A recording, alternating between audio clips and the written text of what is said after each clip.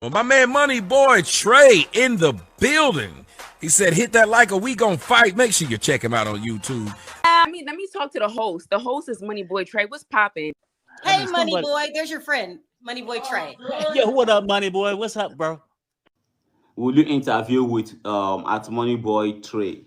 Or MoneyBoy Trey is back. Where you been?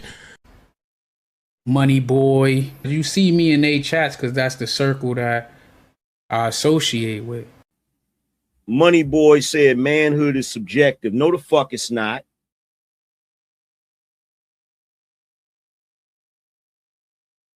I'm take a hallelujah. That's about everybody. We miss on the song a lot. Gives me the man about it. This is called Tell Another Do.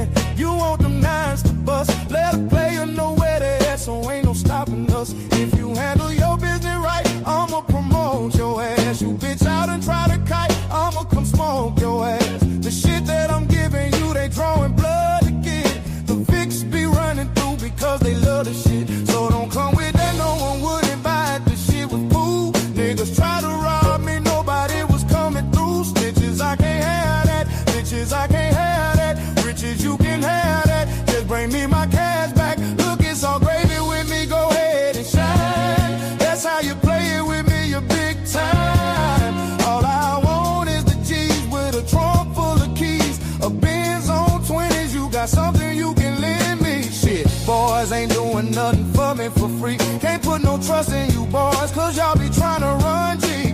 Cause I don't like dreaming about making no cheese. Wanna see my motherfucking bank account OD. Until then, I'ma be thugging behind the project building, smoking that Bobby with the ghetto children, plotting on a way that we can make $1 million. Yeah, I'ma be thugging behind the project building, smoking that Bobby with the ghetto children, plotting on a way that we can make $1 million. Hey, now I'm on some shit again. Leave a hater stranded like Gilligan. Hundreds I'm considering, flexing for $1 million. Catch it, hater, I'm killing them. They spot, but I ain't feeling them. My jacket off appearing them. Some will say it's numerary, partners in vocifering. Juvenile is different. Look at what I did to them. Boys wearing Reeboks instead of Nikes and Timberlands. Bitch hitters, I be tipping them. My Mac 9, it be flipping them. Some of these haters is trying to run G, so I be gifting them. They will do the same to me. Boys ain't no family. Shit is all a game to me, but nobody gon' handle me. 400 degrees, toting guns, running with me. No wonder we need more money one could receive. Play, I wanna deal with this Christ. I'ma put it open in his life. Never should I fuck with me right. Why you keep ducking me shy? I'ma knock your head off. Boy, tryna get to your fuck, tryna play it off. You made the beat, pussy so wise, you scared. If you mind your fucking business, then your life would be spared. I can't see it. Pussy try to make me out a bitch, I can't be it. I had this motherfucker crow with hitters like Free Nick. You probably can save yourself, but you can't save your neighbors when my nine get to spinning around like a baseball player. Put on this potato on the end of my nine. Foolishness I entertain to keep these boys in line. Look, cause I don't like to dream about making no cheese. Cause I don't like to dream about making no cheese. Wanna see my motherfucking bank account OD. Until then, I'ma be thugging behind a project building, smoking that Bobby with the ghetto children, plotting on a way that we can make $1 million. Yeah, I'ma be thugging behind a project building, smoking that Bobby with the ghetto children, plotting on a way that we can make $1 million. Ask some boy about me. Bet them bitches know me. Man, know your head buster out that wild TC. I'm a young hitter. Look at what you done, hitter. You done made me mad now.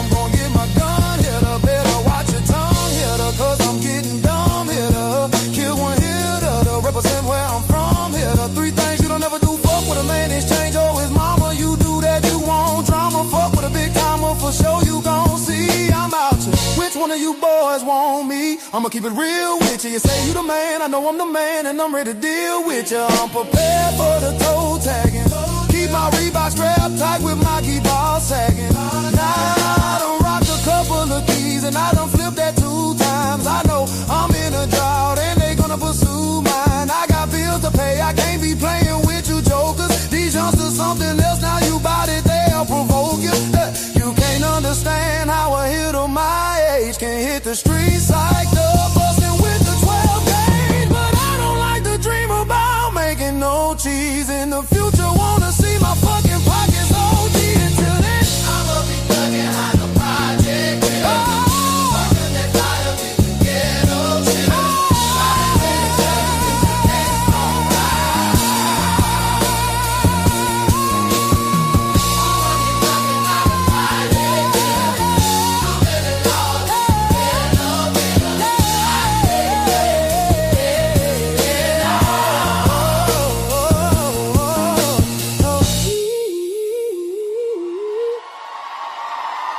I done take a hallelujah. That's about everybody. We miss Sean the song a lot. This is called Tell Her Not to Do. Stop it, motherfucker. Okay, hold on.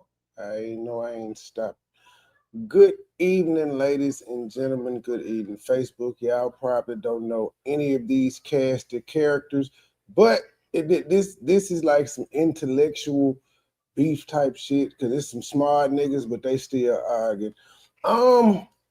I don't know if y'all remember this YouTube, but the last time Tommy was over on Sharon's channel, things didn't go well. I think Tommy may have said a few things about him. Like even Tommy's live, Tommy reviewed, he joined the panel, and on his version, he called dude a feminist or some shit. He always fucking with Sharon.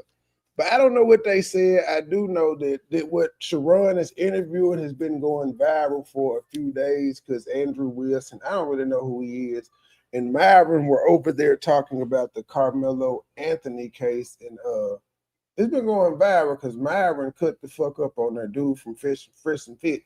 He cut the fuck up. It's been going viral, and so everybody's been reviewing it. The dude happened to be reviewing it. Tommy decided to hit the panel, and I don't know what they said. I don't know if it's good or bad, actually, but I know it's going to be interesting because the first thing Sharon said when Tommy hit the link was, maybe now I could give my apology. I think he may be offended. Tommy is calling him sensitive. All right, let's get into it. Facebook, I did see that Terry tried to go live 3 times, and none of them just lasted over like, some of them didn't start. One of them was 33 seconds. I don't know if he restricted and can't go live, but he tried. And he said Alicia finally pulled up with the Cokes. And from word on the street is Alicia is an astronaut too. That's why he told her to come on down. Also, Handyman, I hear you is trying to steal my work and claim it as my own. If you have me blocked, sir, how's you seeing my shit to even use it? Not that it matters. I think everybody knows where it came from, and I think everybody knows if you had the capabilities to do that type of shit, you would have done it all the way. No harm, no foul. But nigga, you starting to be really weird. You block me. You type under my. You block me. Cool with it. You show me emailing you asking to have a grown man conversation. Cool. Don't worry about that. You come back on the new page typing under my shit like everything cool because I'm talking about Terry. Then when I point out that you ain't said nothing to me, you in my chat, you block me again. Now you're screen recording and stealing my content. God damn it, nigga. Just stay away. Why won't you just stay away? From New York. I'm just from New York. I'm just being dead ass. That's all. From such a low-tier claim is insane to me. And Andrew, and this is why I'm not taking these to the debate university and to the verbal combat. I'm taking these to public perception and to common. Okay, and also let me shout out to Brother Noobsy. He said the statement is still right and true, but it's just not right and true for him to say it. That's the problem. He can't say it at all, God damn it. And now maybe I could get my goddamn apology. I don't even know what was said, but I'm assuming that they saying what the white man said was true and right. But he can't say it because he white. I don't get down with shit like that. I don't give a fuck who telling me the truth. Is it the truth or is it false? Like, what does his color have to do with him telling the goddamn truth? But that's just me. What it do, Mark? Good morning, Hilda. I mean, good evening, Hilda. Good afternoon, Mark. Well, can you hear me? Good day to you, sir. First of all, yes, I can hear you. Well, first off, I'm gonna need you to stop using the Lord's name in vain the way you keep doing. I don't know why you keep doing that. I mean, I'm a pastor's son, and I'm not gonna allow you to keep doing this disrespect. Hey, look, I got an issue with my T's and D's. I'm actually saying got. All right, we'll make sure. Quit playing with the Lord like that. Play with me and play with yourself. Don't play with the Lord. Now, second off, if they didn't tell you to take that show down, why did you take it down then? Even somebody in your comment section asked you about it, and you told them if they didn't pay nothing for you, if they didn't pay for it, then they need to be quiet. That's what you told them. So this is what I'm gonna told your ass. The reason why I took it down because at the end when they was having their fisticuffs, I wanted to take that part out of the show because I didn't feel like that was needed and it was detrimental to the rest of the show. So I took it down so I could edit it. And I wasn't the only one who thought. That's what you did, and that's what I said. I said I had no idea because I don't know y'all niggas, so I don't know what y'all actually did. I make assertions and assumptions. That's what we do, and that's what you doing on here. When you said that man was folding like a lawn chair when all he was doing was agreeing that what the dude was saying is probable or it makes sense. Now, why is it that y'all think that because you have an opposing view of someone, you can never agree with them? Like how this woman said, his voice irks me. Somebody named Virgo. All they do is find reasons to dislike somebody, reasons to have a problem. It is the stupidest thing in the world. If my voice irks you, then put your finger in your ear. So what happened was he folded like a chair, and I can't hear you. If you're talking, I can't hear you. The reason why he folded like a chair because he didn't fact check anything the man said. He just took what he said as gospel. That's an issue for me. And that's coming from somebody that usually stretches the truth the most. That's why you have that shirt on in the first place. Give me the thing he should have pushed back on. Just give me one of them. He should have pushed back on the fact that Andrew had no evidence of what he was saying. That's what I thought. When he brought up the 10%, he should have made him bring up some stats for it. No. Andrew was right. He said, and it was stupid of Mr. Fantastic to say this, which is why he backed off, because Mr. Fantastic is like me. If you say something and you realize you might have been wrong in what you said, you don't keep arguing that point because now you look stupid. He brought up that it was 10% chance of getting stabbed. What that white boy did was he got him right there. That was the dumbest thing you could ever say. If 10% of motherfuckers who ate Cheerios died, most people wouldn't go and buy Cheerios. Then he tried to double down on it and talk about the job he did, and the white boy got him again and said, nobody would work a job that has a 10% mortality rate. He backed off of it because he realized the white boy was right, that you cannot name any job that has not only a 10%, but close to a 10%. It was just a bad argument. And if you make a bad argument, Negroes, we're taught never lose an argument, even if you're wrong. Mr. Fantastic said, what I say, never stay on an argument if you know you lost. And that's fair for that one argument. The 10% thing, cool. Because it was a stupid argument. It really was. It really was a dumbass argument. That's fine. And he thought it sounded good when he said it. I forgot what the other one was, something about the court situation. I think that's another one that he had folded on. I just think the white boy did a really good job of making his arguments, and when he did, all Mr. Fantastic did was say he pushed him, but realized the pushback was better than his push. The best thing to do in a debate is always go to the spot where you win, then stay at that spot if you can. Yeah, and clearly for Mr. Fantastic, that is folding like a lawn chair and say, you know what, white boy, you are correct. If he's correct, he's correct. Why is it wait? So conceding that somebody made a right point is folding, and that's how niggas play with each other. Then when somebody turn around and be like, "Well, you folded," because I see somebody typed it in his chat, he would be offended. See, this is where I start to say things to y'all that offend y'all. When y'all say, "Okay, white boy, you correct." If being white is a problem, I don't think you've ever, I'm going to go here because I don't think you've ever said in your own house, okay, white woman, you're right. You ain't never said that. That is wrong for you to say that statement. Like, because this person is white, they can't be right. And then if they are right, you got to disrespect them. Oh, shit. I just caught what Tommy did there because Sharon's wife is white. His wife, right. He like, nigga, you ain't never told your... So you ain't never told your white wife this? You have never said this in your house that you're right because you white. And that's what I'm saying. it has to be draining if you're if you're in an interracial relationship, and I don't give a fuck which side it is, black or white. If you a black woman or black man and you dating a white motherfucker, it has to be exhausting hearing black people talk about white people all day and vice versa, especially if this they job. It has to be. I can't just it's like, but if I don't want to hear that shit all goddamn day. Like his wife don't want to hear him on loud all day, pro-black this, pro-black that, and then you come in there and fuck her. She's like, what was all that shit you was talking about earlier? Go here, because I don't think you've ever said in your own house, okay, white woman, you're right. You ain't never said that. That is wrong for you to say that statement. Like, because this person is white, they can't be right. And then if they are right, you got to disrespect them? That is crazy. You know it. And listen, if a white boy was ever in my house and he was correct, I might have to say it now. So yes, and then you're gonna be wrong because then he gonna be able to call you black and a black boy. When you if you're correct, he gonna be say, "All right, black boy, you are correct." He gonna be able to say that to you. well, the boy part, I don't know if you can say that part. Hey, you cannot start. You remember y'all said we can't start nothing when y'all are talking about what is his name?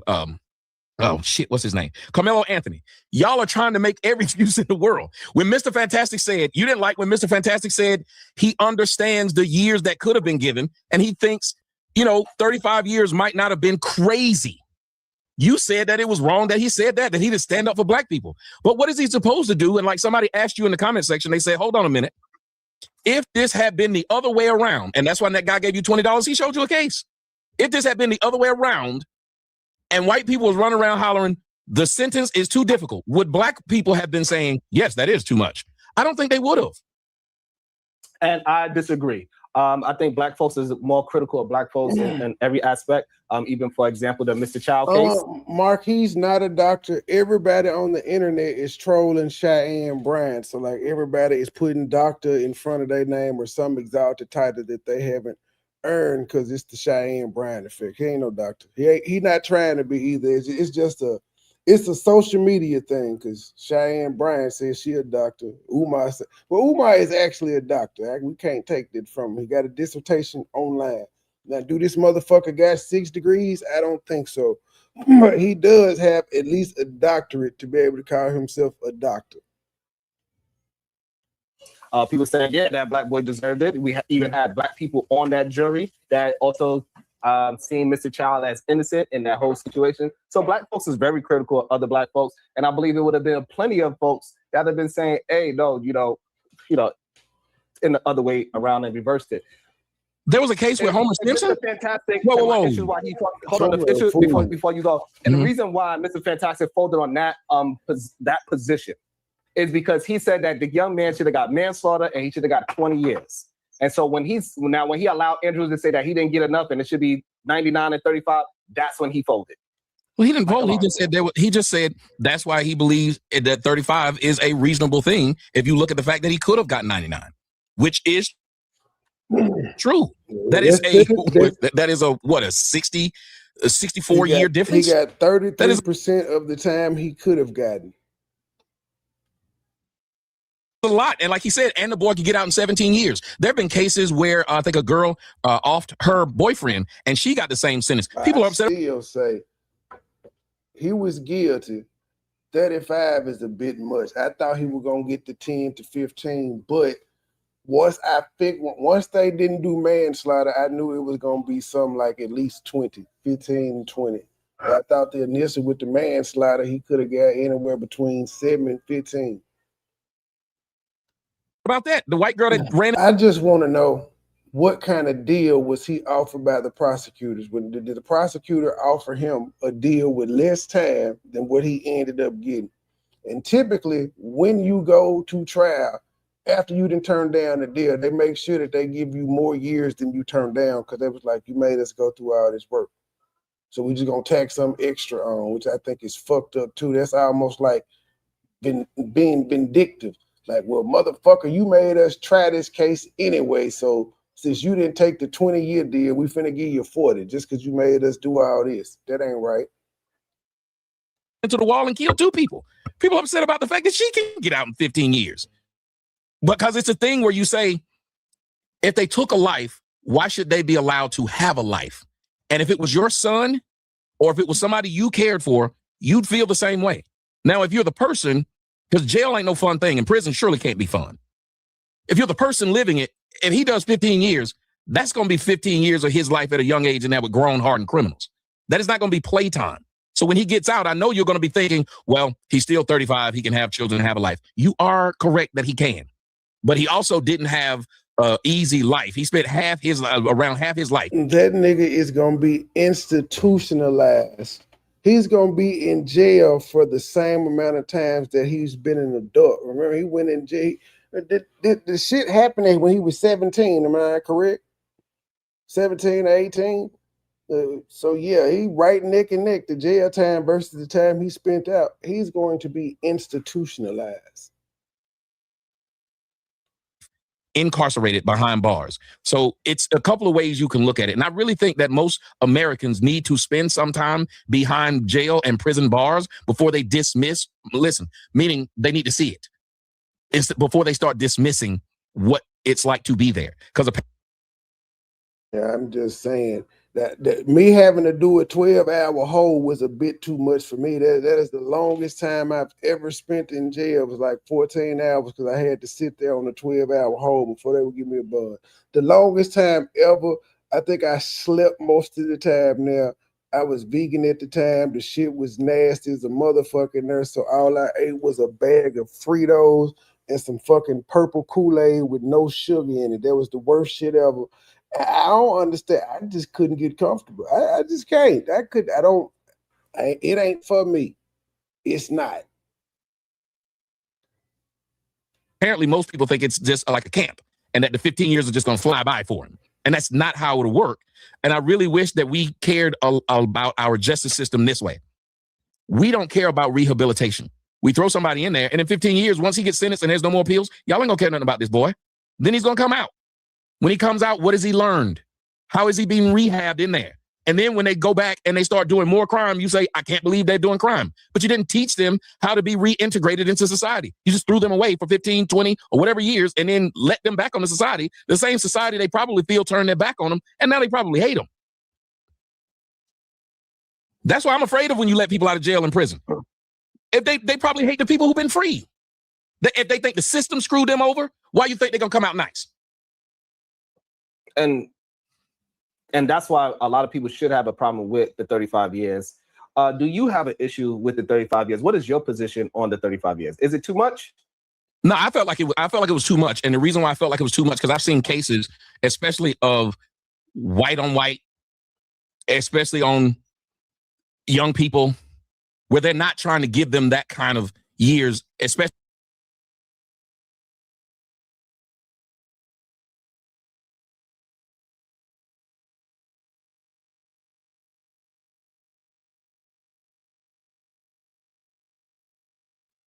Son of a bitch. I said that on Facebook. I said he was guilty, but he didn't deserve 25 years. The niggas that know me, they killed me. What you mean, nigga, he was guilty? He was guilty. The fuck? Yeah, if this was, like he just said, if this was y'all child in the same situation and y'all child was dead, y'all wouldn't be giving a fuck about the other side at all. All you care about is justice for your goddamn son.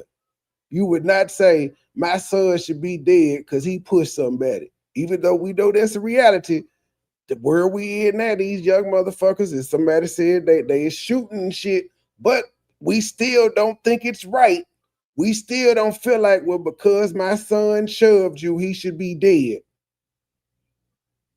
At 17, you don't want that to happen. You don't expect it to happen. So that's why the fuck I say he was guilty. See, too, when I say this, had he been stabbing him like that, throw away the key. He stabbed him once. Regardless of even how you think that happened, that is obviously an accident. Even if you think it's not an accident of that he stabbed him in a place that was dangerous, that he lost his mind for a goddamn second. He lost his mind. Momentary insanity, did too much. What definitely wasn't expecting to kill him, But he still got to understand, even if dude wouldn't have died, he would have been tried with the aggravated assault, and then they probably would have tried to throw the whipping on school grounds, John, on there, because people saying he wasn't charged with it. No need to. Murder was the biggest charge. Fuck everything else. It was murder. But if he had stayed alive, then I'm sure there would have been that charge plus aggravated assault, attempted murder, or whatever else they wanted. That's when they would have stacked him. But he still would have had to face the damn justice system if the man had survived. If he had survived, would y'all have been calling this self-defense? Y'all act like these folks was at a goddamn street fight in the bar some goddamn well. These folks was at a track event, probably on a Saturday. It's true. But he stabbed him once and then ran. I don't think you can turn that guy right there into Charles Manson. I just don't. He was stupid at what he did. He was childish at what he did. But to say 35. Well, Mark, part of throwing yourself on the mercy of the court, sometimes throwing yourself on the mercy of the court, meaning testify, means getting up there and telling your side of the story, showing remorse, explaining what was going through your head. But it's also risky as well. He chose not to testify. But that's part of throwing yourself on the mercy of the court.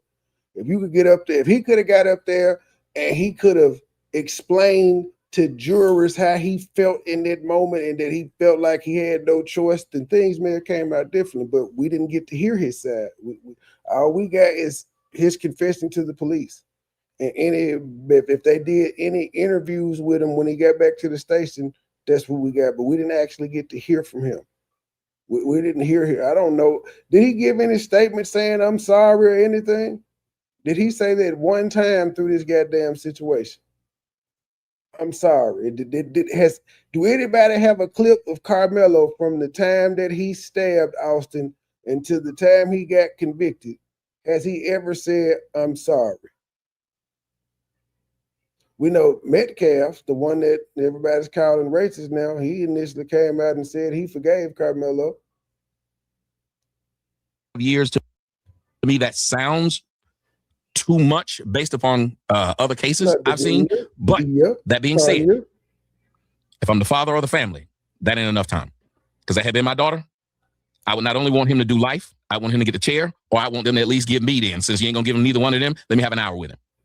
Because that is my child, and I will never get a chance to see my child again. Are y'all black folks doing all this talking? You can go and call Karmelo. You can go and see him behind glass. You have a date in which he will be out. There is no date that boy that he murdered will get out of that casket. There ain't no date he gonna get up. He'll never get a chance to have any children. He'll never get anything. So whenever people ignore the fact that the father is supposed to be nice, the father is supposed to say something nice, that's crazy. Black folks, when a white person murders a black person, we don't say nothing nice, not only about the family that's white that did it, but we get to go out in front of the public and say bad stuff about the entire white race. We get to go say fuck crackers on television and no one says a word. This is true. Miss B, if there was Karmelo, coach, I have serious doubts about that. He's saying they're trying to protect that young man.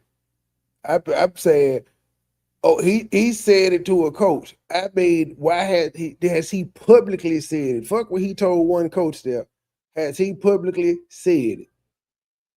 Cause even in court, he just looked stoic. He looked like he was just there. He didn't look like a person that was sad, was regretting that he didn't look like he was just sitting there like he knew what was coming or how serious this shit was. He was kind of just stoic. That makes a difference too. They could have pointed out as soon as this happened, he went on Facebook, he went on IG, and he made a statement of how he was sorry. He apologized to the family. He didn't mean to do it. He know his apology don't mean much. Yada, yada, yada. Something to give the people to show that you got some type of remorse. We get to go out and say whites are racist. We get to turn the case into a referendum on how whites as a whole treat blacks, not how that white person treated my black son, daughter, relative. Every time. So I guess the issue is with this case is that it just seemed as if the young man got railroaded. Everything about the defense team, how that defense team just dropped the ball all over He paid for that defense, though, and that's another thing. He was sitting there as an adult. His parents couldn't override anything that the defense was doing, but Karmelo could have spoke up. Karmelo could have let the lawyer know, I don't want you anymore. You're fired. And then the attorney would have had to in turn tell the judge in the middle of the trial, I can't defend him anymore. He's fired me. And then he would ask Karmelo, why are you firing him? And Karmelo would say, I don't think he's doing an adequate job in my defense. You don't just sit there and take the bad defense when your life is on the line. You speak up. They work for you, whether it's a public defender or whether you paid. And he paid for it. And if the whole world saw that his defense was kind of weak, we weren't in there, but from all the accounts of what all the reporters were saying day in and day out, they were saying, like, we don't understand why Karmelo's attorney isn't doing really a lot of pushback. They don't have a lot of witnesses. We could all see that. So he saw it too. His parents said they were having complaints about it. Well, y'all tell y'all son what he needs to do in this situation, which is fire him. You just accept the bad litigation and then after this done complain, bro. You stop this shit day 2. Like, hold up, bro. You ain't gonna object. You just ain't gonna say nothing. No, y'all got to get you up out of here. Place. It seemed like the lawyer's probably incompetent, or he did it on purpose. The idea of the way how they chose the jury, how they dismissed 3 candidates because they was teachers supposedly, but yet they had white jurors that was teachers. Why ain't this some of black folks' problem? Some of them black people went up there and actually said they don't think they could give a fair verdict. Why would? And this was reported by people that were in there. And if you say shit like, I said, y'all are mad that these black people got dismissed, but there's a stereotype that said niggas don't like doing jury duty. So the 3 black people that came up there that said they couldn't give a fair verdict or fair shake at this trial, why would you expect them to still be on the jury? They said that 9 times out of 10 so that they could get out of the motherfucking jury duty. They didn't want to do it, and y'all niggas is mad that there wasn't no black ones on there. But I'm gonna repeat, there was a person of color on there, which is Kamala Harris and other representatives in the government that y'all consider black. So I'm just trying to figure out why y'all can accept them people as being black, but then when it's on this jury, y'all say, well, no black people on there. It said person of color. You say this? The reason why they would say it because black folks are overcritical of their own people. Okay, that's along with you saying stupid. They willing to lie to get the job done. You know, yes, like so again, we can't blame them for that because we'll do stuff like that against ourselves. We'll do it against another Negro. Right, but what I'm saying is that it doesn't take away the fact that those, if it was, right, we can't prove it. But if they were being racist, they are willing to go that far. They are willing to lie to go ahead and push out their racism for the ones that are racist. That's the issue that we're having. And black folks are trying to be wholesome and always prove to somebody that they are doing the right things. That is the Negro's problem of where if they're doing that, because I think there are so many places in which we do wrong. How is that the place we do right? Why do we want to prove to white people we fair, but then always saying that white people aren't fair to us? Why would we do that? That is the most ridiculous thing in the world. I believe it is 100% ridiculous. It is okay to just be on the black side, just to be on the black side sometimes. It's okay sometimes to say, you know what? On this situation, I'm just going to be black and I don't give a damn about what the other situation is. We have this issue of always having a fairness. We don't have to be fair all the goddamn time because things wasn't fair to us. And we got to give black folks back their power to understand that it is okay to just be for your people, and whatever you get called for it is what it is. I don't give a damn what somebody called me for being on my people's side, right? For example, I never call you that disparaging name that people love to call you because I feel like I got to ride for my people, right? When the other situation with the whole monkey on the shirts, I never agree with it because I'm riding for my people. I'm on the black side regardless. Yeah, but so you fold. I don't rock with that. But you fold like Mr. Fantastic then. If you don't agree with it and yet let people do it, you don't say, let me stand up and say, as for me and my house, that ain't right. You don't do that, and it was your show, and you have the ability to do it. So if you won't do it, then why would y'all expect other people to stand up and do something that you'd like for them to do? Maybe they're in a position where they don't feel like it's necessary for them to speak out as harshly or as staunchly on an incident, just like you don't. You might feel like it ain't right for you to. You said you felt like it's wrong and you ain't gonna do it, but you didn't stop nobody else. So why would we get mad at white people for doing the same thing? They might feel like it is wrong to be racist towards black people, but if they got a white friend who does it, they don't say nothing. They just sit there and watch. We cannot expect people to make stances when we don't. So no, what you're doing is incorrect. So I do say something about it. I say, hey, I don't do it. It's not the correct. Why are you personalizing it? He said black people, just like you talking about white people in general. You're not talking about a specific white person. He ain't talking about no specific black people. When you bring in the personal shit in it, I personally do it. Who gives a fuck? You one person out of a billion people on the goddamn planet. You is a very small blip in the percentage of who does this. No, you don't have to say anything about it. You just the same way, if I did have a Caucasian friend and I would tell them the same, what you're doing is incorrect and is wrong, and this is the reason why it's wrong, and we have a whole. And you know what you're saying isn't right. If you sit up there and there was two kids if there was two kids fighting on the playground, and you had the ability to separate them, and you went and told them, I kept telling them to stop. You had the ability to separate them. If I was sitting here on my show and y'all watch me have David Duke on the show, and David Duke continually called black people the N-word, and I told y'all, well, I don't believe in him saying it, they would have easily said to me, it's your show. If you wanted to, you could have told him the rules. You never told him, while we're here, you're not going to do that. Because just like any other time, you tell people when you don't want them to do something, you say, you're not going to do this or I'm going to drop you. So if you had a stance, that's what you would do. If you don't do that, it's not a real stance. I'm just saying, don't act like you can't set rules on your own show. You're being disingenuous and borderline lying if you say you couldn't, because you can't. No, so but the thing is that I do not set those type of rules. I try. Exactly. The only two rules the only rules that I'm attempting to push now is the F-bomb and the N-word. Yeah, but you wouldn't let me sit up and just call a woman out her name for no reason. You wouldn't do that. You wouldn't let me do it. You wouldn't. But I do. I don't stop people from cursing each other out. So that's one thing I don't do. That's one of my rules that I allow people to be. Well, then apparently he didn't say a person. He was specific. He said a woman.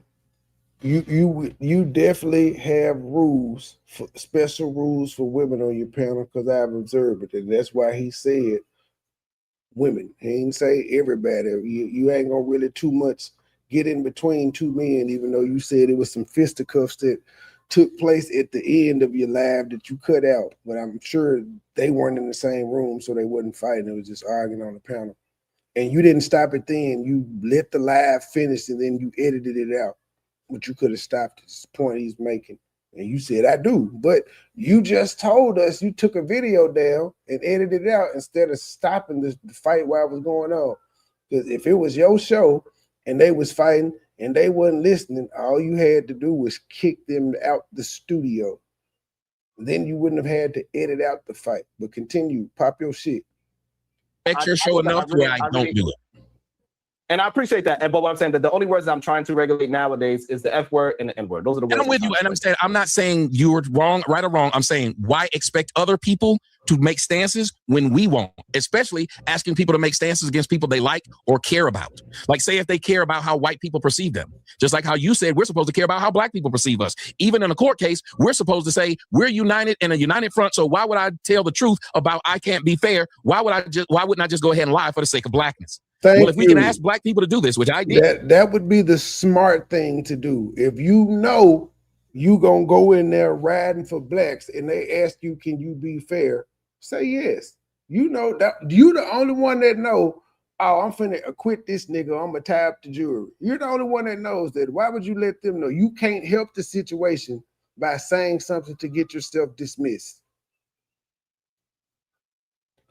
Then we shouldn't get mad at white people for doing exactly that. Why do we try to hold white people to a higher standard? A white man can't call a black man a boy, but we call white people boy all the damn time. A white person, just like how black women all the time will say something bad about a black successful man having a white wife, and they will openly say it. Imagine if it was one white person who said this about Serena Williams being with a white man. Let it be one celebrity that's white came out and said, man, look at it up there ruining the white race. What would happen to them? It's another thing. Every time they change a white character to a black person, we say white people are racist for getting mad that they change them.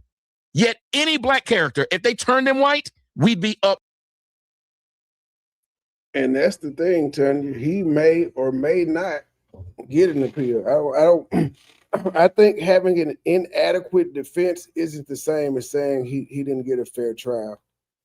What happened in the trial that wasn't fair? What did they railroad all the defense's objections? Why would you? What happened to make you say he didn't get a fair trial? I still have questions about how speedy it came along, but I think he may have requested that. I would have waited till most of these kids had graduated, especially if I'm out on bond. I'm trying to wait till most of these kids graduate from motherfucking college and then forgot a little bit of shit because, you know, they done pledged and been to toga parties and got shit faced.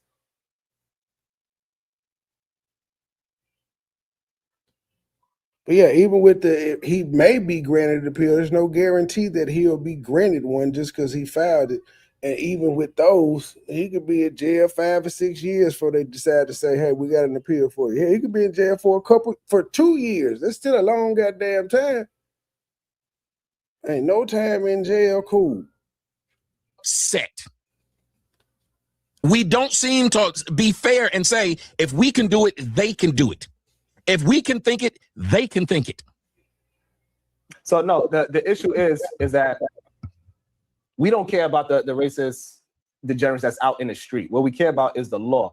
When they say that the law is supposed to be held a certain way, right? That's what we expect, and that to be fair. So we understand the people on the street, they're going to be some idiots. We know that for a fact. We hear Andrew, like Andrew don't really matter for real. He don't matter to nobody for real. But when it comes to the law part of the situation, that's the part that we got to hold them accountable and say, hey, the law says X, Y, and Z. And that's what we are up in arms about. This young man getting 35 years for this type of case. The law is not being upheld there properly. Justice is not being served. And we want it to be fair. Most people are not even advocating for him not to do time. We just advocate for the fairness under the law. If it's good for the white man to do X, Y, and Z under the law, it got to be also for other Americans to do the same exact thing under the law. Well, that was my immediate argument. But I mean, even if you think about, like, you and I having a really good conversation, more people are walking into the building, hearing the conversation, but it's always somebody, and I always look at the comment section because I just like to prove my point. This just a tap dancing buffoon. They're adults, and you and I are having a very good conversation. There is no reason to write any of that. And yet, I can't stand his voice. He's just jumping from all topics. We're both jumping from all topics, but we're having a good conversation. Nobody's disrespected the other one at all. This is insane. Just tap, tap, tap, tap, tap, tap. All I see. Adults. They're adults.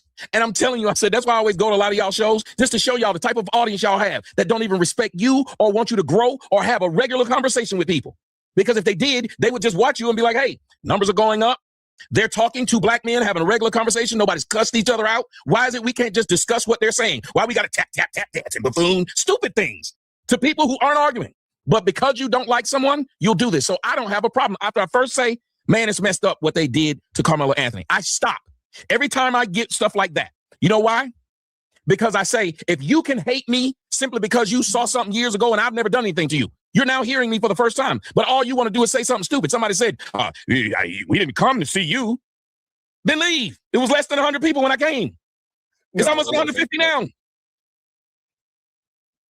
But to even say we didn't come, then I don't understand. If the numbers went from less than 100 to 146, I don't understand why you would still say, I don't like it. Because if you cared about Sharon, you'd say, well, the numbers are going up. That's good. Even if we don't like him, more people are getting exposed to a guy we do like, our host. Our host. He's always complaining. Then why? Then somebody say, you leave, nigga. That's why I said, all it takes, I'll be up there for a little while, and then I'll leave. So you'll wait to come and ruin something that seems to be going very well. But I want to say this to you. When I was talking about him, and I don't know why none of y'all use this argument. The reason I was on Karmelo's side was because of this. The same people who are saying Karmelo Anthony needs to do life in jail are saying Chud the Builder needs to be free. That's crazy. Same people. But on the flip side, same people who are saying Chud the Builder need to be in jail are saying Karmelo needs to be free. And look at both cases. Chud the Builder claims he was attacked by a black dude, and so he shot him. Karmelo Anthony says he was attacked by a white dude, and so he stabbed him. How is it that you won't either you think if you've been attacked, you have the right to do this, or you don't? You got to be balanced, though. And this is where I find the problem with most people, because I can have a conversation with someone and stick to the facts. whether I like you or not, which is why I have conversations with people I don't like or people I don't agree with. That's a better conversation than constantly hearing somebody who agrees with me. Even when your fans say stupid shit like that, that's like dumb. If you don't like Tommy, but Sharon is having a conversation with him and asking him questions, why would that be a problem to you? You only, and it's a liberal mindset, they only want people around that agree with them. I watched as Jamel Hill complained about the racist people at the UFC. Cool. But before the UFC, you know what they kept telling everybody who was going to go? They were going to cancel them. So if everybody who was on the left who thought about going, you told them you were going to cancel them, why would you then complain the only people left are racist and Donald Trump fans? That would be like if y'all said, well, we're going to ban Tommy. And it's the craziest thing. People banned me from YouTube. Then came over to Rumble complaining about the people still went over there. So wait a minute. You worked your magic and got me away. And now you follow me over there. If I don't want you here, or if I try to make other people not be able to go, why am I complaining about the people left? Of course, the people left are going to be just fans of Trump. That doesn't make sense. You ran everybody else, every other voice. You tell people, if we don't agree with them, don't talk to them. Why are you platforming Tommy? You shouldn't listen to Tommy. So then, why did you go on that racist show? Well, I went on the racist show because he's the only one to let me talk. And you shouldn't give a damn because you told me I couldn't go on your show. Why do you care where I'm going? Why do you care what I'm doing? And that is what is funny. People try to force you into like oblivion, I guess. They want you to never have a voice at all because they disagree with it. Then white people got mad at me, same thing. When I pointed out, Chud the Builder can't go around antagonizing people, then shooting them when they get mad. That is insane. That's not freedom of speech. You can't walk. I said, go ahead. And that's why I wanted to. That's why I was going to say that's the real difference of it. It seemed like he was about to build it. I wanted to talk about that. So Chud antagonizes somebody, and then as if he was forced to shoot somebody after he antagonized him. That's a completely different than Karmelo sitting there, and that's kind of a submission type of position, just sitting there and telling somebody, "Hey, leave me alone. If you touch me, such and such is going to happen." It's completely different from Chud. I think that's why nobody actually uses the Chud situation, but it is an interesting argument nonetheless. Why would you say it's completely different when people justified me getting hit in Harlem by saying I shouldn't have been there because that's a pro-black event and they didn't want me there when they invited me there? And by their logic, they shouldn't be cheering that I was assaulted. They would be calling it an assault. So if you cheered that I was assaulted when I did nothing, then you should be able to cheer that Karmelo was assaulted because he was somewhere where he wasn't supposed to be. By the same logic. And if I had came into that event with a weapon and then shot those people, I would have been called all kinds of punks for a man hitting me surrounded by other men, and instead of fighting him, I shot them. Y'all would have sat up there and said, well, he's got the right to do that. Think about that. So and that's why the half-breed in your comment section, that white chick named Smell the Roses, always got something to say. That's why don't nobody want to listen to your white ass. Sounding like you whining every time you talk. Oh, everybody sound like that white bitch that raised you. Always got something to say. Always crying about his plight. You sound like you cry when you say your name, bitch. Soon as you say, that's how you sound, lady.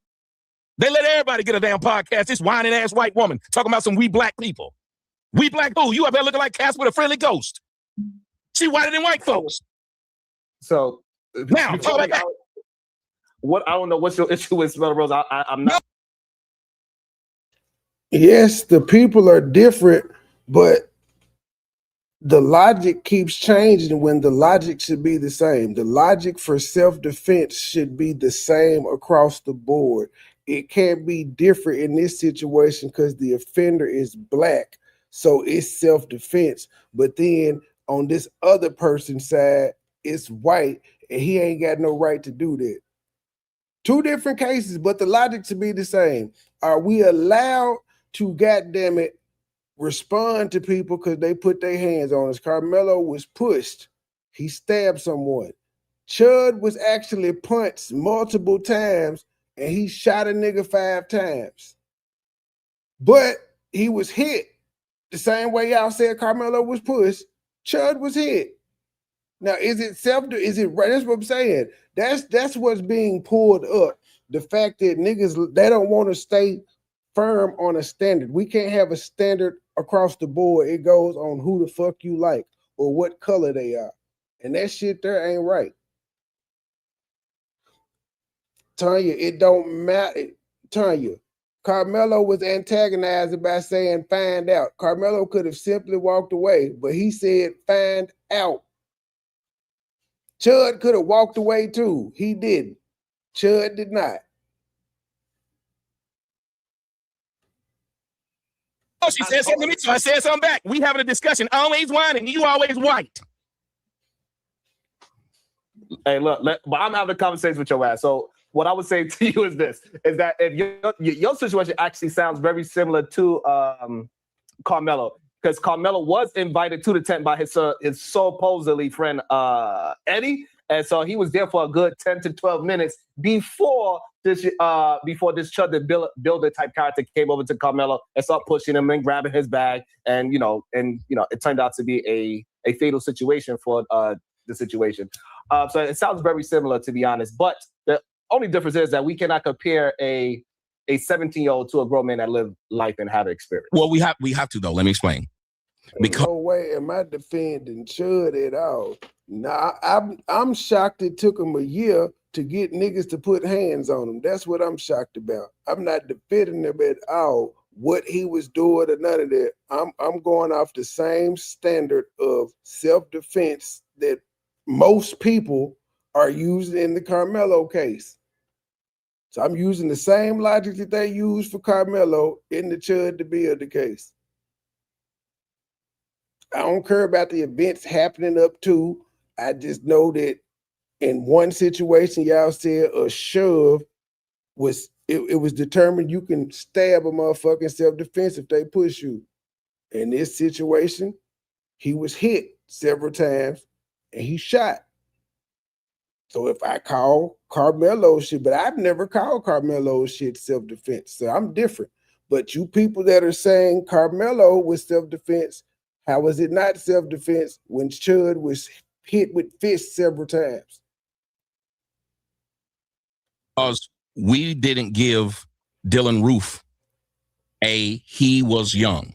That's why I also told, like, when Myron, that the video that they were watching and reacting to, Myron was on there talking about black people are just showing their emotion and they can't show their emotion. I'm like, nigga, he got to do that shit for a year and a half before somebody finally put hands on him. So he got famous by fucking with people for a year and a half. So don't tell me about black people being emotional and not being able to control it and getting upset by words, because he got famous by doing black people like that every fucking week for a year and a half and didn't nobody whoop his ass until the other day.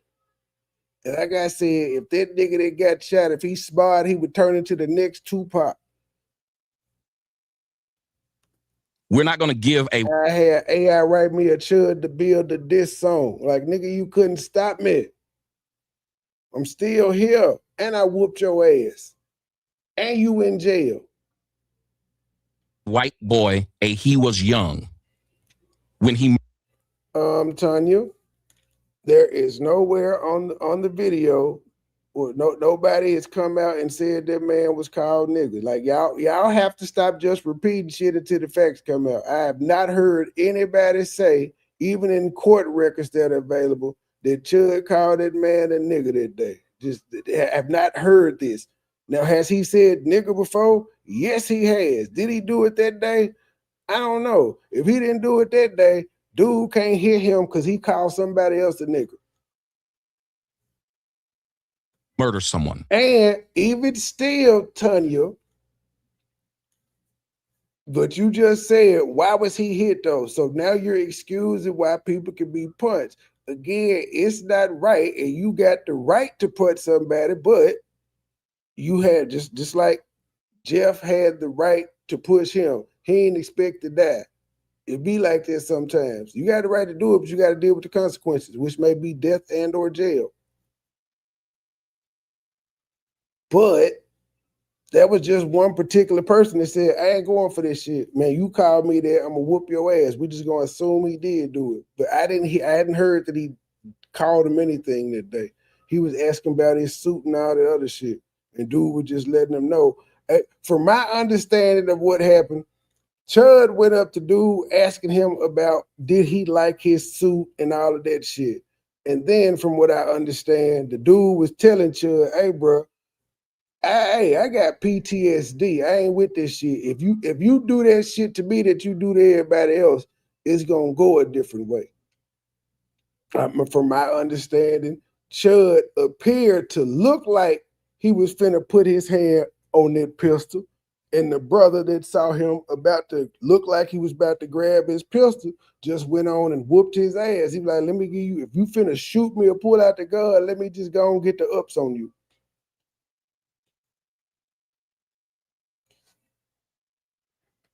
We won't. But you see how, but you excuse it. He called him a name so he could hit him. That is not society. It is, but it ain't. When you do, it's consequences and actions for both. The dude that got shot, he actually, like I said, he's on the winning side of this right now. Chud is in jail. He didn't want to be in jail. He never expected that he would be in jail.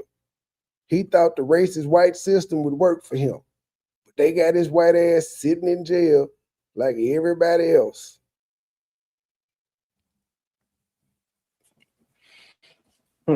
There's more white people in jail than black people, but we always talking about how the system is racist towards us. And there's more white people in jail. And when you a 17-year-old kills, how the fuck y'all think they able to have race wars in jail? It got to be some white people in there. It got to be some Aryan brothers in the jailhouse for them to be able to have a race war. Otherwise, they would just be getting their ass whooped because they don't outnumber anybody. But it's a shit ton of white people in jail. But for some reason, society has been brainwashed to think that it's more niggas in jail than white people. And it's just impossible because it's more of them. A 17-year-old killed. Trey, stop it. Just like it's more white people that get food stamps because it's more of them than us. But the world is brainwashed to think it's just niggas. They got more than us. All white people ain't doing good. They be at the cash register all discreet breaking out their EBT card. Niggas is loud. We selling them motherfuckers. They don't want nobody to know they got them. Grandma Pam does not want anybody to know she get $125 worth of food stamps every month. That's what I'm saying. I got a childish ass comment section. Share on so Thomasina can yell at the chat. We can't. That's why every time I get a chance, then I say niggas like Karmelo Anthony need 35 years. He needed life. He needed life. What? So no, because this is why when shit happens to niggas, it's hard for me to feel sorry. You've been here from the toxic masculinity days. Long time no see. What's going on, my brother? Sorry for niggas who fuck with people who ain't bothering them. I ain't bothering now one of these motherfuckers. You let me up here. You did, and we've been respectful. So if you're gonna say shit to me, don't turn around and ask for a nigga to say something back. Don't turn around and wonder why niggas stop. There's a reason why people just start walking away from black folks, because niggas talk stupid to people. And they just say dumb shit. And this is what a lot of people believe Karmelo did. Fucking with people who wanted you to leave him alone.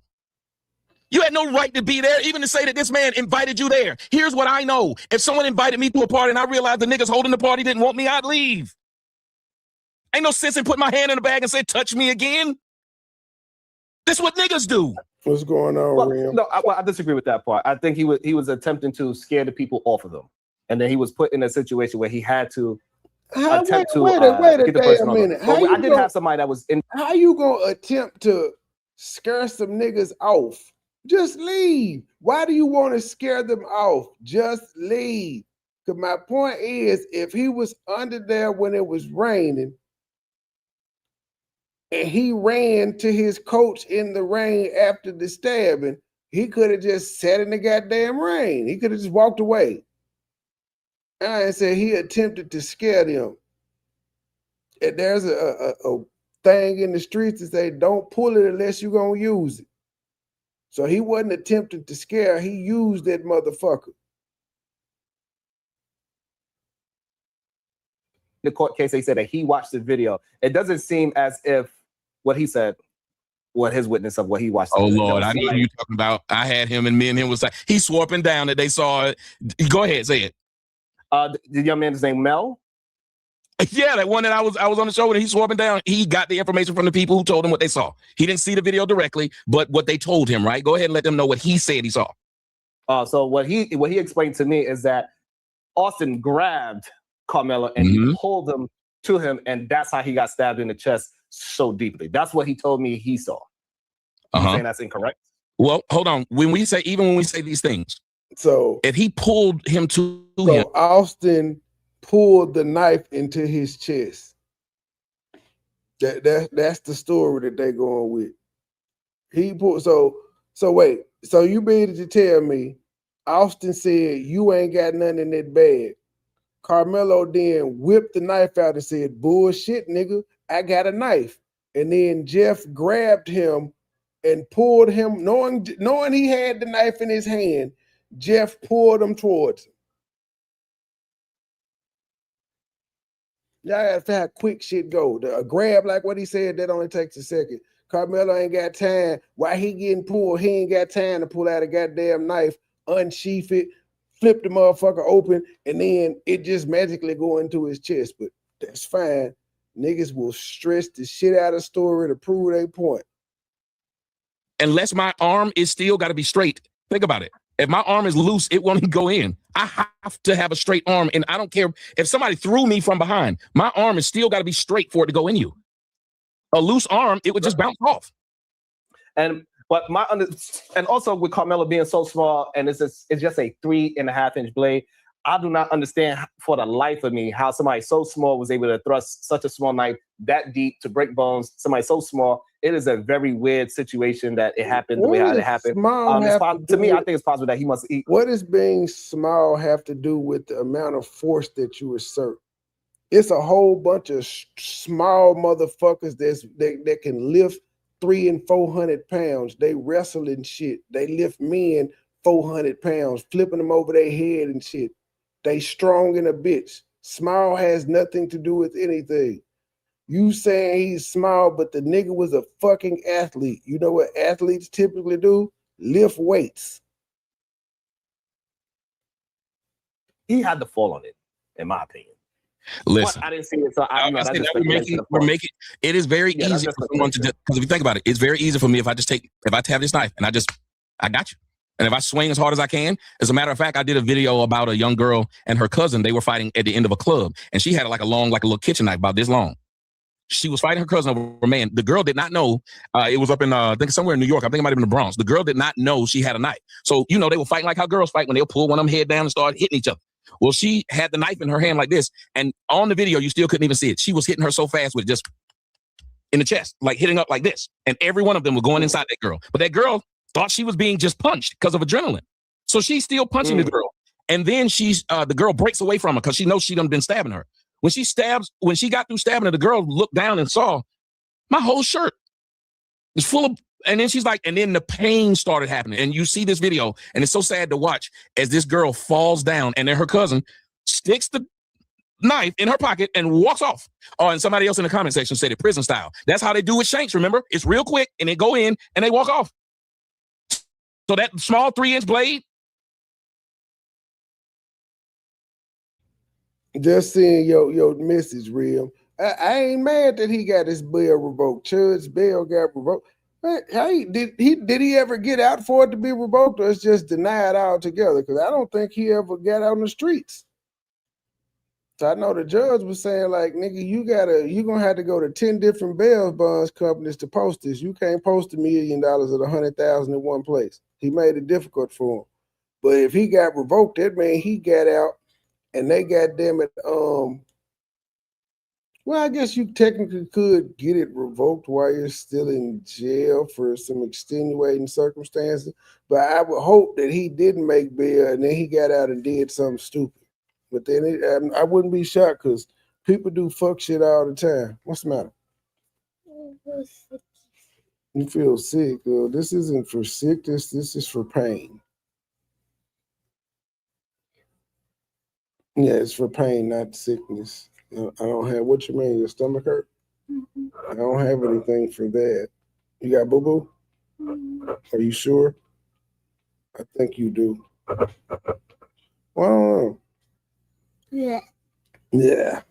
You just gotta live through it, sister. What? You're not gonna be sick forever. It's only temporary. Yep. can go in really quick, and especially if it's one of those sharp knives, like some knives I got. Like, okay, I got. I'm a fan. I got knives and guns. So, but like this knife right here, if I took this knife, just the front small little blade right here, because of how sharp I keep it, I don't even have to. Oh shit! Let me actually, Rim said Chud got his bail revoked the other day because the video showed Chud shot him before the guy even had a chance to touch him. Okay, so that's interesting because prior to a video, and I got to see if I can find this video, we were just going off people that claim they said. Well, no, one of the stories I told was in the court's documents that he looked like he was reaching for his gun. That's one of the things that the prosecutor said, that Chud reached for his gun and then he got punched. But Rim said his video he did says that he shot him before he could even get a punch out. We're gonna find out. This shit is definitely. Hopefully they filmed this one. This needs to be on TV. If that judge put a no gag order on the media, I'm gonna be upset. We're gonna have to do something about this shit. Now, fair trials, we can't argue with the federal government, but state government, goddammit, we elect these judges and niggas coming in doing shit like that, talking about, hey, no cameras. Why? Push it hard and it goes in you. I do not have to do very much. Like if I fuck around and pick this up on the wrong side, it'll slice my hand through. I don't have to put very much pressure on it. And this is a long blade. Now put the cuff here. Boom. I got you. Yeah. So, I mean, the physics, it was just for him to do that is just wild. And 3.5-inch blade is a real blade too. That's I also got Game of Thrones knives. I don't want to see a damn knife. Keep your knives in keep your weapons to your damn self, goddammit. You ever come in my house, boy, you'll have a bad day. It will not be good for you. It will not be good for you if you come to my house. Why am I blurry? What happened? Okay, there it goes. There you go. And I just Willie Brown. I just think the people that's on the other side, like Myron, Andrew Wilson, they got a complete wrong. They're on the wrong side of history. Hopefully the appeal works. And why do you say Myron? That's a curious one. Why do you think Myron is on the wrong side of history? What part do you think he's wrong about? Him with the way how he communicated about everybody's chipping on. He's the one that's actually doing it. Him being so racist towards the whole Karmelo situation and thinking that this young man deserves life in prison. All those things is just the wrong type of rhetoric that you should be pushing out when this young man is a good kid. The same way how they try to make it seem like. Okay, so I got a question. Right now, we see the racist white system doing everything in their power to keep Chud ass in jail. That is part of the justice. The time he's spending in jail right now into trial. Now, if he gets off because a jury decides that they're going to acquit him, would we say that justice was not served, even though the prosecutor, the actual judicial part of the shit, they is trying to hold him accountable? They've locked him up.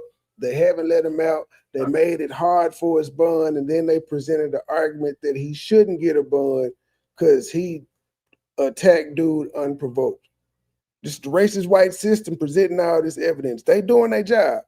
So if a jury of people say not guilty, are we gonna say not justice? Because I just find it interesting that we always forget about the first part of the judicial process. I don't know, but guess what? If he do get off, you know what the white people that they interview for that jury aren't going to do when they ask them, can you be fair? They're going to lie. They're going to say yes. Niggas need to start doing the same thing, especially when it's a black defendant. And you think that these black people get railroaded, do your best to get on a jury to save a black person. If you reverse it, we have a different stance on things. And we used to reverse it. Majority of these men would be saying, especially Andrew Meyer was saying that this white boy is a 3.7 GPA. He had 2. I don't know if he's getting off because it's just like it's white people that's keeping him in jail and holding him accountable. It may be some white people out there that don't rock with what he do. Why do y'all assume that every white person is just cool with the fuck shit that white people do? So y'all don't think there's no white people that would be on the jury that be like, Chud is wrong. They just all gonna be like, yeah, let him off because he's white. That's what we really think. Jobs. He was on a track team. He saved another kid life by saving him from getting drowned. Like they'll be saying all these things and say that this kid don't deserve to get 35 years. He deserves some jail time, but he doesn't deserve to spend that much time so he can have some kind of a life. That's what they would most likely say if the roles were reversed. Okay, I know. I want you to share a photo for me because this is going to matter. I think if you could share this as I speak, share that photo for me as I speak. I don't see why any of you black women support Carmelo Anthony because it's obvious he was a coon. You can see how come Young Thug was able to get off from this racist ass white? This nigga beat a RICO charge through the racist white system where a black woman was prosecuted. The black man judge on the motherfucking case was trying to railroad him, so much so he did some improper shit in chambers, and a white woman had to come in and be fair. The black man looking at this black defendant wasn't fair. But overall, the racist ass judicial system got Young Thug off with probation. He had time served for the 2-3 years he was in there while he was doing trial, but that racist system allowed this nigga to be the RICO charge. Two of his defendants got found not guilty in this racist ass system. That jury wasn't all black. Niggas just said they be getting in their emotions and saying a whole bunch of stupid shit and just forget the regular cases that we can say where niggas didn't get off. But the system is racist. Niggas be getting off all the motherfucking time. What it do, Gabe? He didn't even like black women. That is crazy. It's obvious he didn't even like black women. I mean, come on. He's obviously a coon. He didn't like his own mother. I mean, if he won't date it, it's obvious he hates himself. Because ain't that kind of the stuff that they like to say about regular dudes that ain't in jail, that ain't doing nothing wrong? I disagree. That I believe that a lot of people, they attempt to use they different racial girlfriend as a weapon. But didn't they use it against the dude who got killed by his girlfriend in Florida? They said you got that you died by your preference. They sat up there and said that what's his name got what he got, Jonathan Majors. They literally are saying that these men get the system is racist except for when you a black cop and you can get off for killing a black person. The racist white system works for black officers. So that's the only time it works for black people if you're a police officer and kill somebody black. What they get because who they date if things don't work out for them. So you can't name the time it didn't. So no, that's going to happen. But however, at the same time, the reason why they're saying that is because, what he was doing was abusive. Like you cannot roughhouse a woman that way and throw her. Whoa, are you saying that? You saying that Jonathan Majors was wrong? Yeah, he was wrong for roughing up the way he is. He was running. No, but before he was running, he slammed her in the car and threw her in the car. You know what I'm saying? So he roughhoused that. She put her hands on him too. Then, by that logic, that is a strong possibility. However, that's called mutual combat. Where I'm from, that's mutual combat. If two people, I already told you about this. You cannot put your. Wait a minute. Then y'all wait. So you think it's okay? Listen to what you just said. You said that's not mutual combat. Okay. Cool, but you think it's okay for a man with a knife that knows he has a knife to provoke someone who doesn't have a knife and stab him? I don't think he was provoking Austin. I do not believe he's provoking. And he said, "Do it again and see what happens." You literally are. You know this. When we've been kids, you're going to call him a kid. If you're calling him a kid, aren't we the same people who say, touch me again, step over this line, do whatever to see? We ain't expecting nobody to have no knife or no gun when they. So when he told him, touch me again and see what happens, that was a threat. That was not him provoking like he wanted to stab him. No, he was threatening him, trying to get he was trying to get Austin away from him. That's my touch me again and see what happens.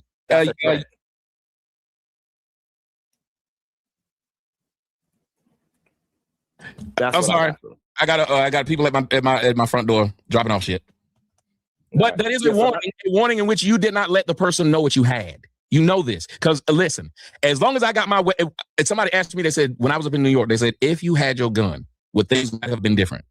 They probably would have. I'm being honest in saying that. I would say if you put your hands on me and I felt like this, which is why I'm glad I didn't. Because sometimes having your weapon makes you not have to think strategic. Not having a weapon makes you have to be strategic. And so, just like when I was little, having my big brother around made me reckless in the mouth.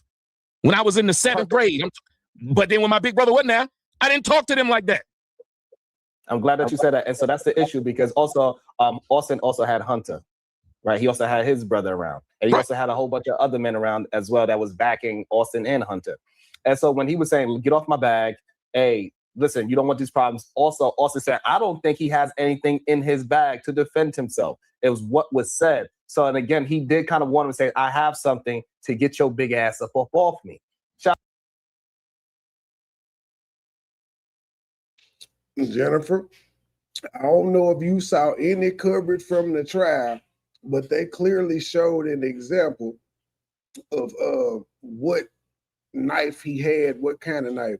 It was not no damn tool used to clean his cleats.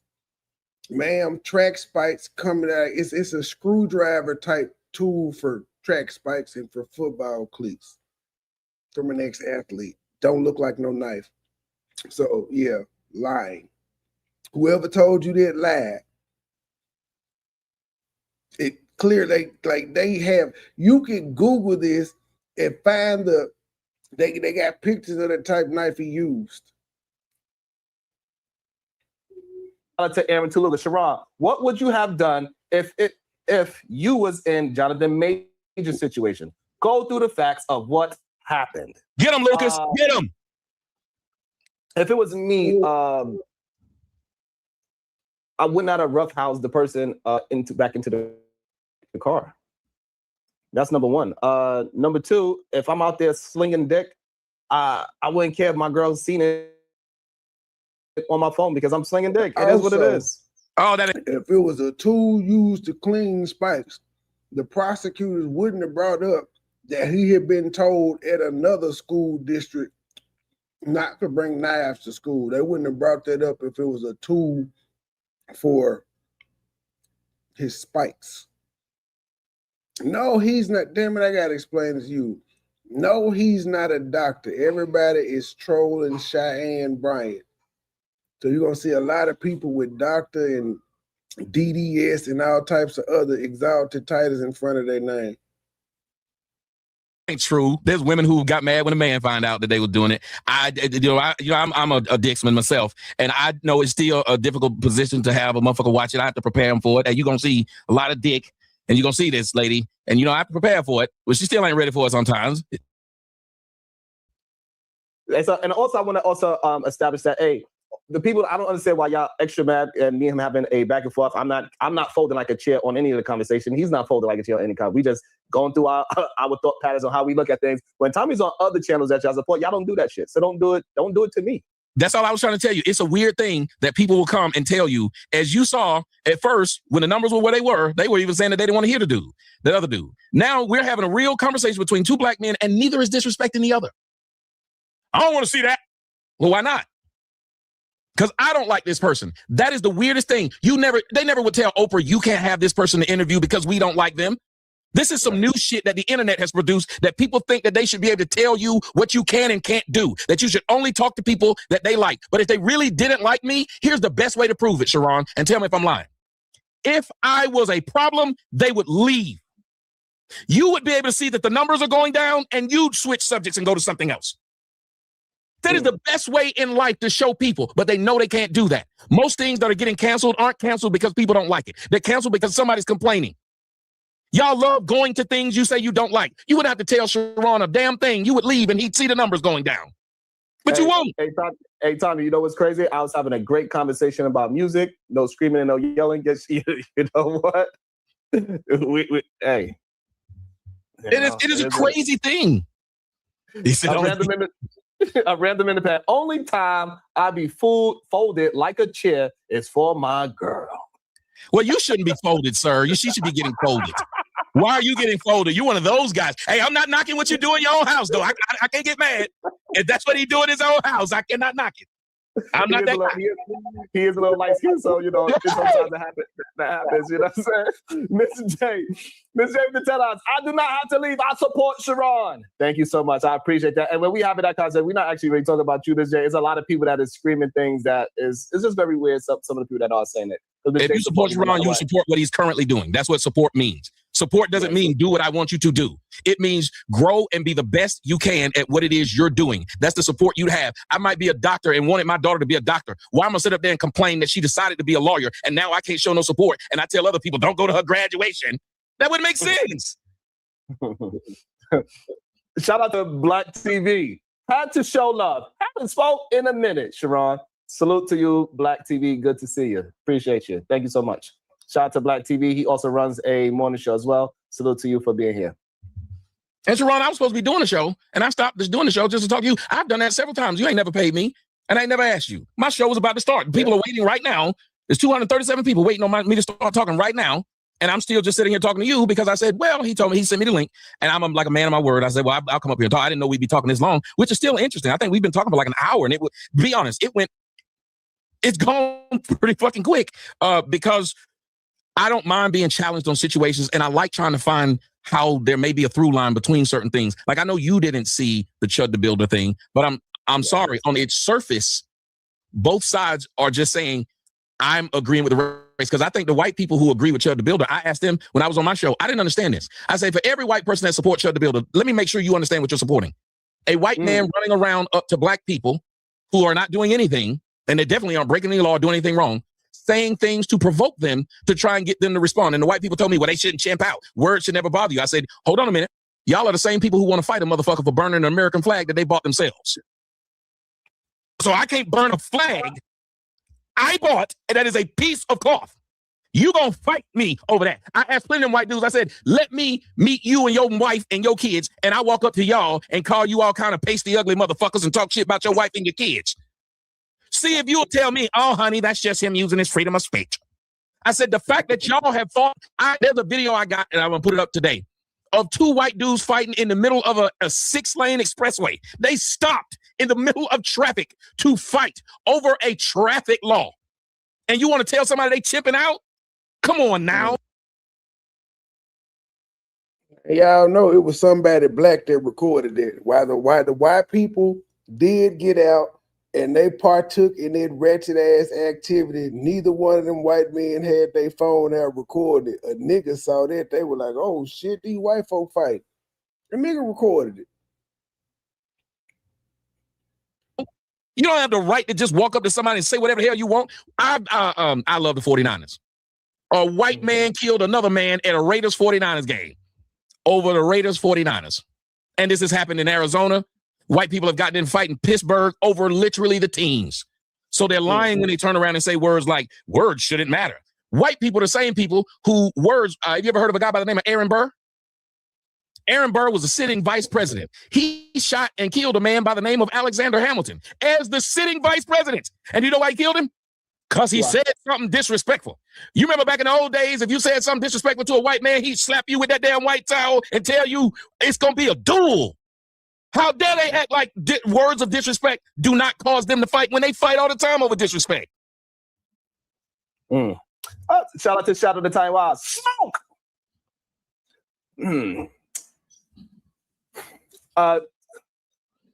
This Chud the Builder situation, do you believe that it should have been, somebody said that you said it should be more Chud the Builders? Because now I'm confused. No, I said the same damn thing I said if you say something stupid to me, I'm going to respond the same way I said about, you don't get to say anything to me and then tell me what I got to say back. That's dumb. Why I got to watch my words about a general situation when you won't watch your words specifically towards me? Okay. I think I leave people alone. If we're having a good conversation, call me out my name. Then I can say what the fuck I want. Because I didn't do anything with Chud the Builder. I didn't do any of that. But if you're going to call me out my name when I'm actually saying something that makes sense, I'm going to hope there's more Chud the Builders. And I will. Because if you're going to sit and keep doing something to me, then I'm going to say I hope they keep doing things to you. I hope it keeps happening because your mouth overloading your ass. I'm from the South. Don't let your mouth overload your ass. Goddamn. Shout out to Time Wild to 2 hours. Freedom of speech is not freedom of consequences. I agree with that. But yes, that's why I said he should be. If you're gonna sit there and call a grown man the N-word to his face, that grown man should be able to whoop your ass. Leave people alone. These people are not bothering you. That's why I don't walk up to people talking shit to them. And so this whole chipping out there, I'm guessing that comes from Chud the Builder. So my issue with this whole that first of all, that saying is just insane to me. That's just crazy. That's number one. Number two, I think it's just some BS. The way how to do on the UFC, he said whatever he said about Michelle Obama. You know, like I think that is just absolutely absurd. She's been out of the office for almost a decade now, and you still bringing these things up. You won, bro. Why is it absurd? It's absurd because it was no reason, no context for you to be bringing that lady up whatsoever. She has nothing to do with the event. I get it, but we said like a lot of things about a lot of people. I was doing a show about JFK, and somebody came up and said she got Down syndrome. I was like, that is wild that you would say that. Although I understand why he would say it. We sit up there and talk about the first lady. Melania ain't had shit to do with it. She never says anything wrong. You still got people taking shots at Melania for no reason. You got people sitting up there and taking shots at Donald Trump. If you have a problem with somebody calling her a man, why you don't have a problem with A, Bush ain't been in office, people still talk shit about Bush, and 2, Donald Trump get called an orangutan. Well, the main reason why I have a problem with it is because, first of all, we know she had 2 children, so she's not that. So she's not. It's an old, ridiculous joke. It's number 3. And Melania, she's in the place now, and she's also plagiarized. I heard more black people saying that she's a man than white people. Man, I have been arguing mad down since I known him about saying this shit. Like, why you won't say none of these white bitches that was first ladies was men? Black people say it too. So it's not racist when the white man says it, when for years you could find niggas saying this. You can find women saying it too. Candace Owens then said that dumbass shit. It's okay to do it. That's what she get fucked about. Huh? Okay, so it's okay to do it as long as you're in office. It's okay to disrespect. It's just like how y'all say it's okay to disrespect the person when they're alive, but when they die, I'm supposed to now not say anything bad about them because they did. No, I disagree with that statement as well. I understand. I think you should keep the same energy. However, Melania, people are talking about the things that she is saying and believe that she cannot communicate very well. They're talking about her whatever policy she's trying to push. She speak 7 languages. What's that? She had a documentary. People talk about those things, the things that she's actually doing currently. Notice how he said she can't speak intelligently. And he broke down that she speaks 7 languages and he glossed over that. She can't communicate, but she knows how to communicate in 7 different languages. And she's a Russian, so English isn't even her first language.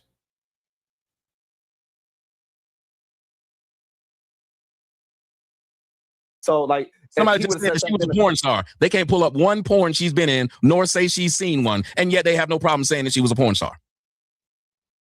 That's what I mean. Y'all allow all kinds of dumb talk. His name. I don't know who's saying that. No, his name is J_Money2212. Like, again, what I'm saying is, a woman told me yesterday on Twitter. She said, "I 100% guarantee you're on the sex offender list." Damn. You 100% guarantee, and it was on a post in which I was talking about how easily black women lie and get people in trouble. So after saying she 100%, I would agree with it because all she got to do then, since everybody know my name, is show it. But instead, she wants to say something that's not proof and then say it's 100% true. We play too much. People get to say too much stuff. Tell me, you stay with dumb talk, says Pop Out TV. Why would you say that? You stay with dumb talk. This is dumb. The people were just saying it. Somebody said she was on Playboy. That is not porn.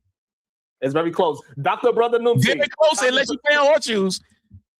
Tommy Sotomayor, greats of all time, with the salute. Thank you so much, Brother Noomsy. This person said, where am I lying? Stay talking. I wouldn't have to prove to you. It's like what that white boy said. That white boy said, if you say I stay talking dumb stuff, you need to say how I stay talking dumb stuff. You got to prove what you said. Negroes love just saying shit and not having any facts behind it. That's why it's so many lies being told on other blacks. But we supposed to think that whites are the racists. Ain't no whites going around lying on me. Negroes are. I don't think Pop Out TV is a Negro. I think Pop Out TV is Caucasian. Oh, whatever. And then this person, Tommy has a Hank Hill booty. What does that mean? This person said, I got a Hank. I have a Hank Hill booty. What does that mean? Y'all niggas are dumb, and y'all be like 40, 50, and 60 years old. Y'all just say dumb shit. One dumbass girl said, Tommy got erectile dysfunction. Why would you say this? Why would you say this? These people are stupid. Y'all don't say anything. Y'all say Storm it, stupid Dennis, shit. Mark. Storm it. What does that even mean? Oh my goodness. It's insane.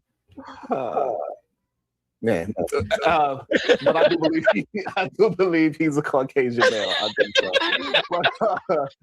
No, it's just random things. But if we do this, I gotta say this. That's why I respond the way I respond. Because if you say random shit, then don't get mad at somebody else for saying random shit. They tried to check what Austin Metcalf's father was saying. But wait a minute. Why does he have to tell the truth? Y'all didn't tell the truth about him? Y'all didn't tell the truth about his son. You just made up shit. So he should be able to make up shit. That's why he said, since they want me to be racist, let me say something racist. That's literally what he said. If you're going to keep fucking with me, I can't fuck back with you. People get tired. Negroes should not be allowed to sit here and just lie. And he did this while grieving a son. His son has only been dead 1 year. I said this the other day too when people were saying, he said, I'm like, I'm not at that man. I'm not mad at that man for lashing out when folks been fucking with him and his family and characterizing them for a whole goddamn year. He had a mad moment. His emotions got the best of him. He said some stupid ass shit. But look what's been said about him and his family. Look at all the fake photos and shit that's been put out about him and his goddamn family. It's amazing how everybody called this man racist, and all y'all got is this one video of him saying a watermelon felon a year after y'all done dragged him and his family through the goddamn mud. Where's the other instances of racism before that? Where was the racism before his fucking son was killed? Eye on people, and it's okay. Because we joning. But the issue with the whole, when Jeff said it, he didn't say it in no kind of joking manner. He didn't say it even in a sarcastic manner. No, he when he led up to it, he said, since this is what they're already calling me anyway, let me go ahead and let them hear what they say I'm going to say. That's what he said. No. That's why I don't like. Mark, Tammy Lee Stitch is Sunny. She in jail right now. She big as a house. When people hear a clip and won't hear the whole thing, watch the whole thing. And I don't care if he was racist. He got a right to be. You killed his son, and then y'all sit up there and send a bunch of money to the nigga who did it. Yes. Y'all are insane. You would hate white people if a white person killed your child and other white people turned around and gave him money. So however, the issue is, I ain't know however, Jeff, is that he tried to play in our faces and act as if he wanted to pray. No, he did not act. That's what he did in the beginning. He said he forgave Karmelo. He wanted to pray with the family, and they threw the nigga out on camera. They threw him out on camera and made it seem like he was wrong for showing up wanting to pray. They didn't lead off with he came to pray and said he forgave Karmelo. They didn't lead off with that. They led off as what this white man doing at this goddamn press conference, like he run something. That's what niggas was saying. Even when he got put out, he didn't say nothing bad. He didn't argue. He didn't try to not lead. The motherfucker walked out of there and didn't say a goddamn word. He didn't go on social media and say shit. He went on about his goddamn life. He did, and y'all told him he couldn't come. He went up there, and you said you took him away. Hey man, I come from under the tree. We had the same thought pattern sometimes, and I hadn't watched this. We have it sometimes. Sister Terry Clarence. Did you just do your crime and justice this morning? I did. Now, I know you did that. Did you do anything else? Okay. Yes, ma'am. What was the question? I had a surprise company. Oh shit! You gotta hit the link and tell me about this. We finna be nosy. Truth had a booty call, y'all. She had a booty call. I'm tired. If I want to hit the link, I done hit the damn link. I am tired. Oh. Listen. Well, why you ain't sleep then, nigga? I took a nap. Listen, let me ask you a question. So, during these years, when these people have been calling the Metcalf racist and this and the third, have you ever heard Karmelo Anthony's parents call him racist? No, what's that have to do with it? So we talking about the public. So let me talk. So you never heard Carmelo's family call him racist. So if he wanted to get on a live, hey Miss B, and have a hey Tanya, Melissa, y'all. Well, actually, I can't say I never have since you said that. I will look to see it because they did a lot of interviews. I'm gonna look. I've been following it.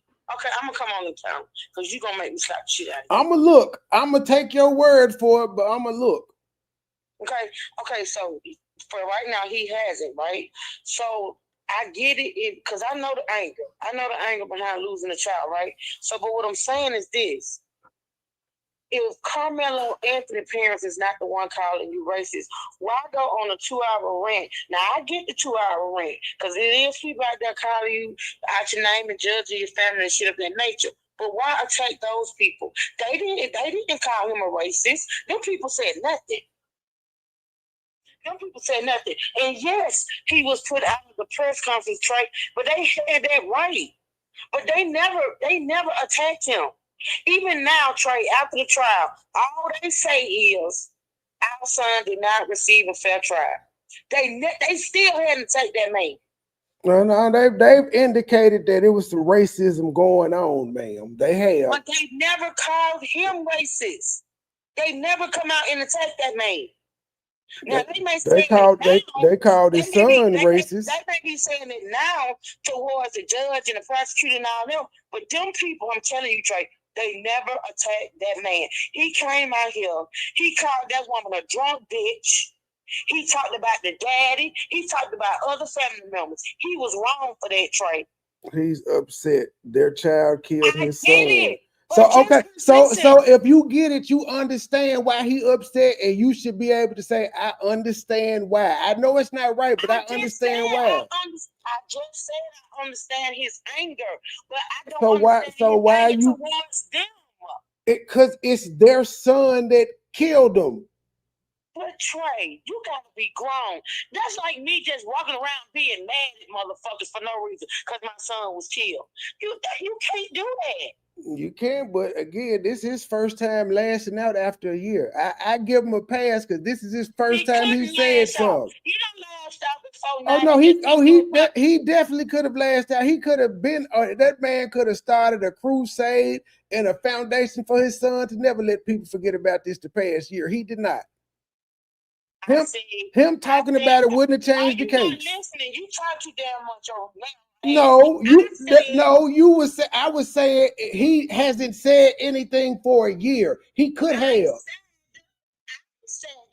sure he has lashed out. He just didn't do it publicly. Okay, so we don't care about what he did in private. He didn't do it publicly. You're criticizing him for lashing out publicly one time when he could have been doing it.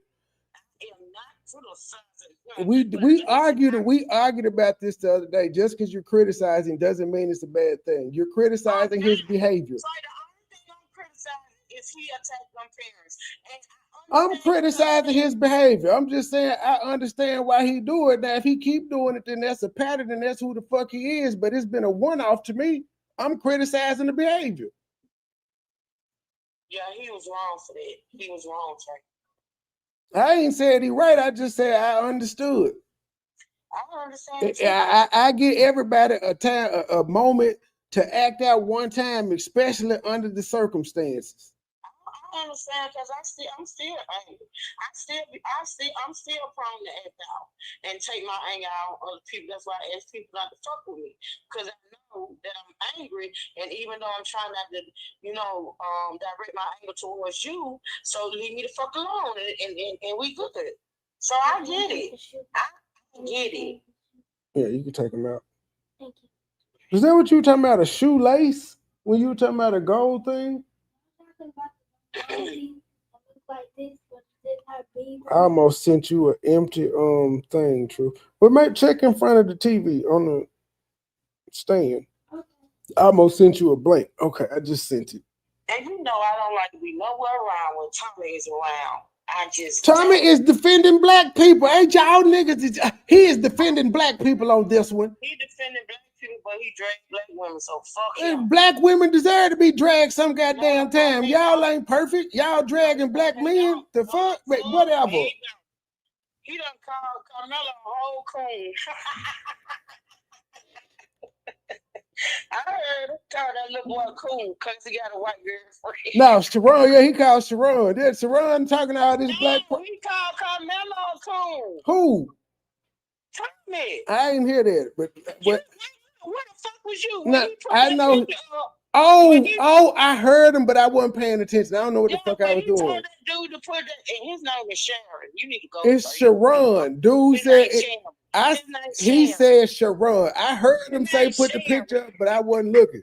I know Sharon got a white wife, and he probably did that to troll Sharon because he got a white wife. He told that man to put. First of all, he told that man to share that picture of Karmelo and that girl, and he called Karmelo a coon. So I don't know why y'all defending Karmelo. He's a coon. Tommy had a white girlfriend, so he trolling. He's definitely fucking trolling. If I feel like he was trolling me, he have to go. I'm sad. Well, that's why I said I'm shocked. Like when he came, him and Sharon, they be having they little back and forth. That's why I said when he came up there, he was like, "Baby, I can finally get my apology."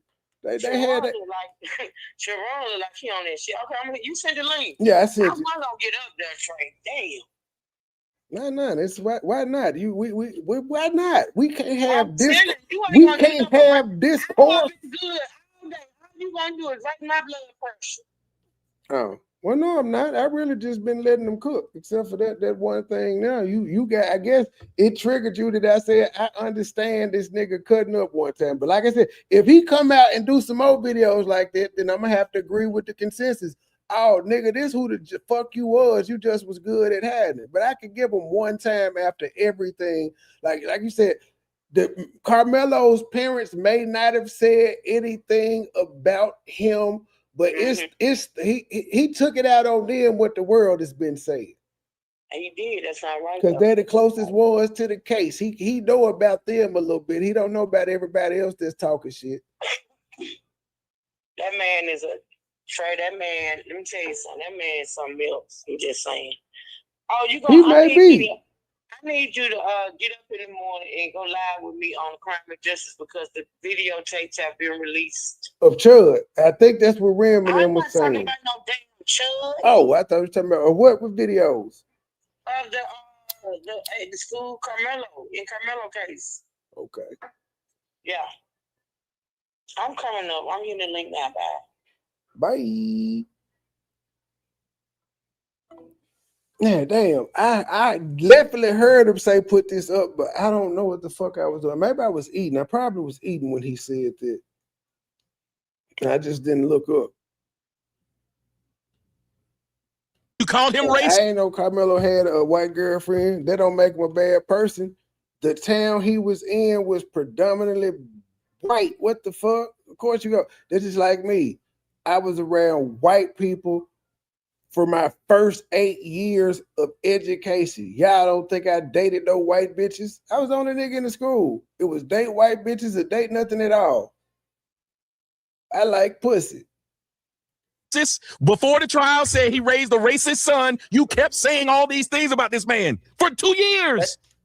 I mean, why? I mean, we say those things because first of all, where they at in Texas? That Collin County is known for a certain kind of lifestyle. And I ain't even see your comment, tell you. I was just saying. Well, maybe I did see your comment.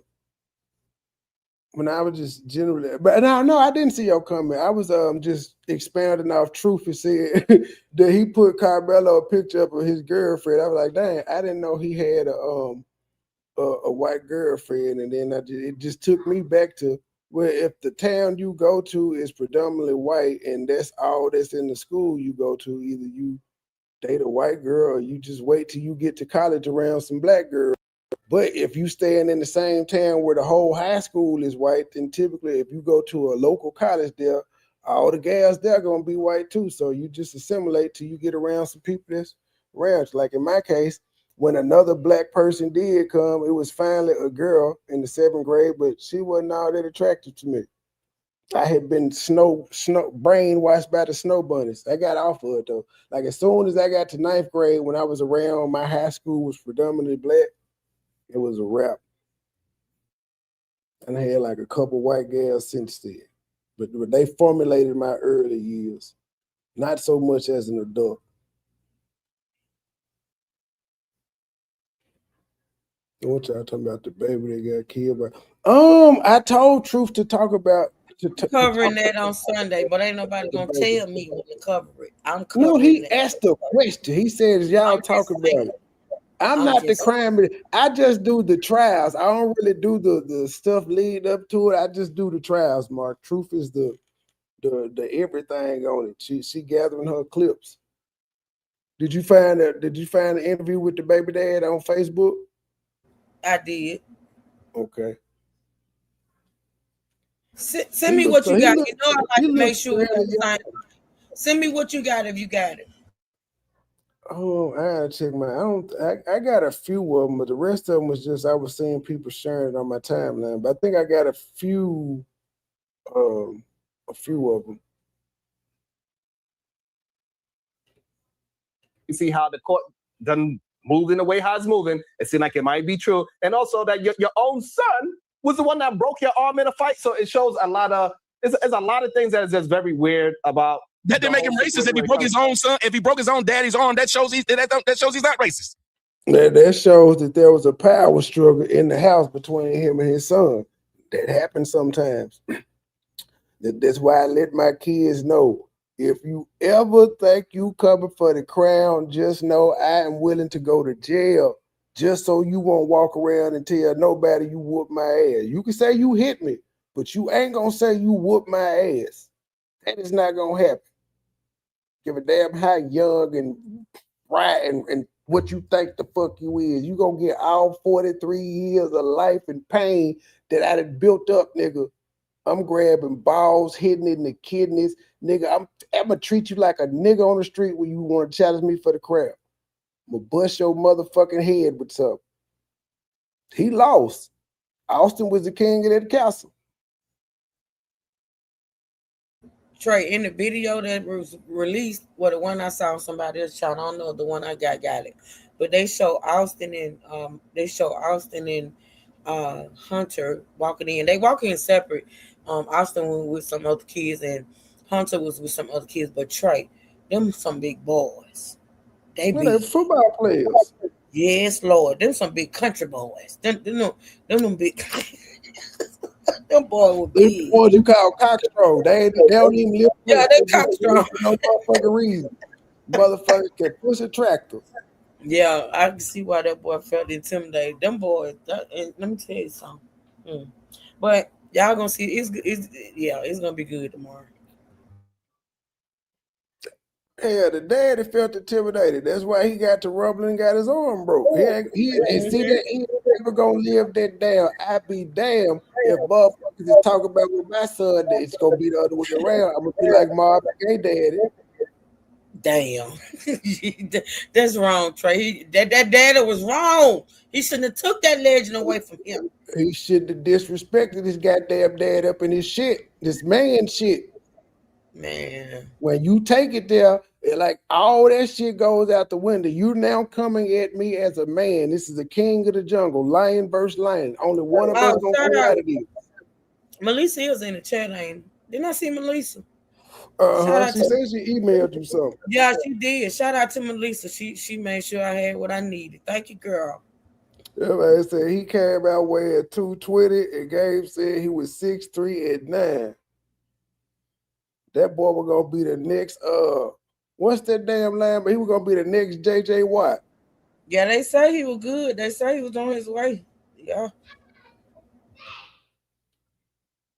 That shows he has a problem with anger. Not that he's racist. He did it to his own dad by your logic. Right. It shows that he's very violent, that he's but not his own racist. goddamn daddy, right? That's fine, right? But not racist. But not racist. That would disprove his racism. No. Kids try their parents, girls try their mamas, men try their daddy. It's just aggressive. What you do when you grow up, you feeling yourself a little too much. You think you just as grown as your parents. That's a natural thing. Now, most of the time, it don't lead to your goddamn arm being broke or nothing, but it be some scuffle sometimes. But what that proves is what I was showing was the violent part. So that was the violent part. So but that's not what he was worried about. He was worried about you're calling him racist and then saying he raised racist sons. And then saying they deserve to be dead, that he deserved to be dead because of it. Don't then turn around and try to hold that man till he got to say something nice when y'all ain't tried to say nothing nice to him. Stop. That's not fair. So the reason why they was calling the sons racist because supposedly I did not see it. But so why do you keep bringing up shit that you can't prove? Can we stick to what we know? It would make the conversations a lot easier. However, it was people saying that he did a whole bunch of different types of tweets and different kind of racist jokes and racist remarks within school lines, and he's been saying that he's been doing this, antagonizing, trying to build a style of human being within their neighborhood. That's what people were saying. I did not personally see it. Because it would be all over the internet, and it's not. People were saying these things about Austin. These tweets, all of that would have been all over the internet before that. See, that's what I'm saying. So if I'm the father and you are father, you would know if you sat there and you had already had to deal with the loss of your child's life, and now it looks like an entire race is against you and your dead child. I don't like how y'all try to hold white people to be nicer than you're being. Okay, look, I ain't did shit to the niggas in your comment section. They ain't had no problem sitting up here talking shit to me. But I'm supposed to be nice in my reply. Yes. Y'all are expecting things that you don't give to other people. This nigga actually said, yes, you're supposed to be nice to the comment section, even though they being rude as hell. He trolling Tommy back. He said with a straight face, too. He said, yes. Yes, you're supposed to be nice, of course. Did shit to the niggas in your comment section. They ain't had no problem sitting up I here don't talking like shit. that his name's Sharon, and he got a little fuzzy thing on his chest. I don't like that at all. Even though I know your name's Sharon, so I'm trolling. To me. You see, I ain't got no pride, which I reviewed some of you. I review your content a lot. Oh, well, I don't say often, but I've reviewed it a couple times. I had no problem with you. I hadn't said one bad word about you. It's content. But I'm supposed to be nice in I my... don't like that fuzzy ass microphone, that lavalier you got. I don't like that. Like you could get a lavalier that ain't got the fuzzy thing on it. So take that out. Take the fuzz off yourself. You don't need no damn cover on that motherfucker. That's for when it's in storage. I reply. Yes. Y'all are expecting things that you don't give to other people. Yes. If it's a dead black child, we would not expect that father to be nice to the white people who were tweeting good for them. Perfect. And the reason why is because we have not historically did anything to them as a race of people. And that is the difference. That's why it is not so detrimental when we say white boy versus they call us a boy, because it's some historical facts of discrimination when they calling us boy. That's a big difference. So you cannot compare. If some white man was in my house, I'm like, white boy, your ass is crazy. And he's like, well, boy, hey, it's up now. I will tell you how that's a problem with that mentality. Okay. Because see, you are, as my song says, which you guys can go and download it on Bandcamp, called Resting on Somebody Else's Laurels. See, black folks always talking about how racist white people were in the past. They don't tell you how racist white people were to them. And it is not fair for you to constantly use what you read in a book, because you didn't see it yourself, nor did you experience it, to give yourself a pass to fuck with this generation of whites because you believe the past generation of whites were mean to some blacks that you might have been related to. That's unfair. I don't care where you're from. That's unfair for you to think that's okay. And you just said it was, that you can say what you want to a white person because that white person may have had people in their family that said something mean to blacks. So therefore, you should be able to say something mean to them. That's not right. So the difference is, shout out to Dr. Brother Noopsy, greatest of all time. Oh, because I said great, I didn't fix your grammar. I appreciate that, Dr. Brother Noopsy. I appreciate you. He said, I'm going to correct it. So the reason why I disagree is that a lot of people, and even in this new generation, they can still hold on to all those things that never happened to them. Right, so they could hold on to those teachers and they could push it out in the new version of it. The new version of it is like this court case. The new version of it is thinking that you have the authority to tell me to move from a tent that I was invited in. All of those things is they do that to each other all the time. Attitude, you know, even Chud the Builder, he is somebody else, is that he is pushing a remedial rhetoric of that, you know, they are better. Andrew Wilson, it seems like, at least on the video that we were just watching and trying to, it's like he was put on a version of that they are at a higher level. That is the issue. So when they know they goddamn it lying, though. But that's the same rhetoric we push in the pro-black community. So what's wrong with it? What's wrong with individuals saying we better than y'all, we smarter than y'all, and things of that nature? I think everybody should be able to say that about their race.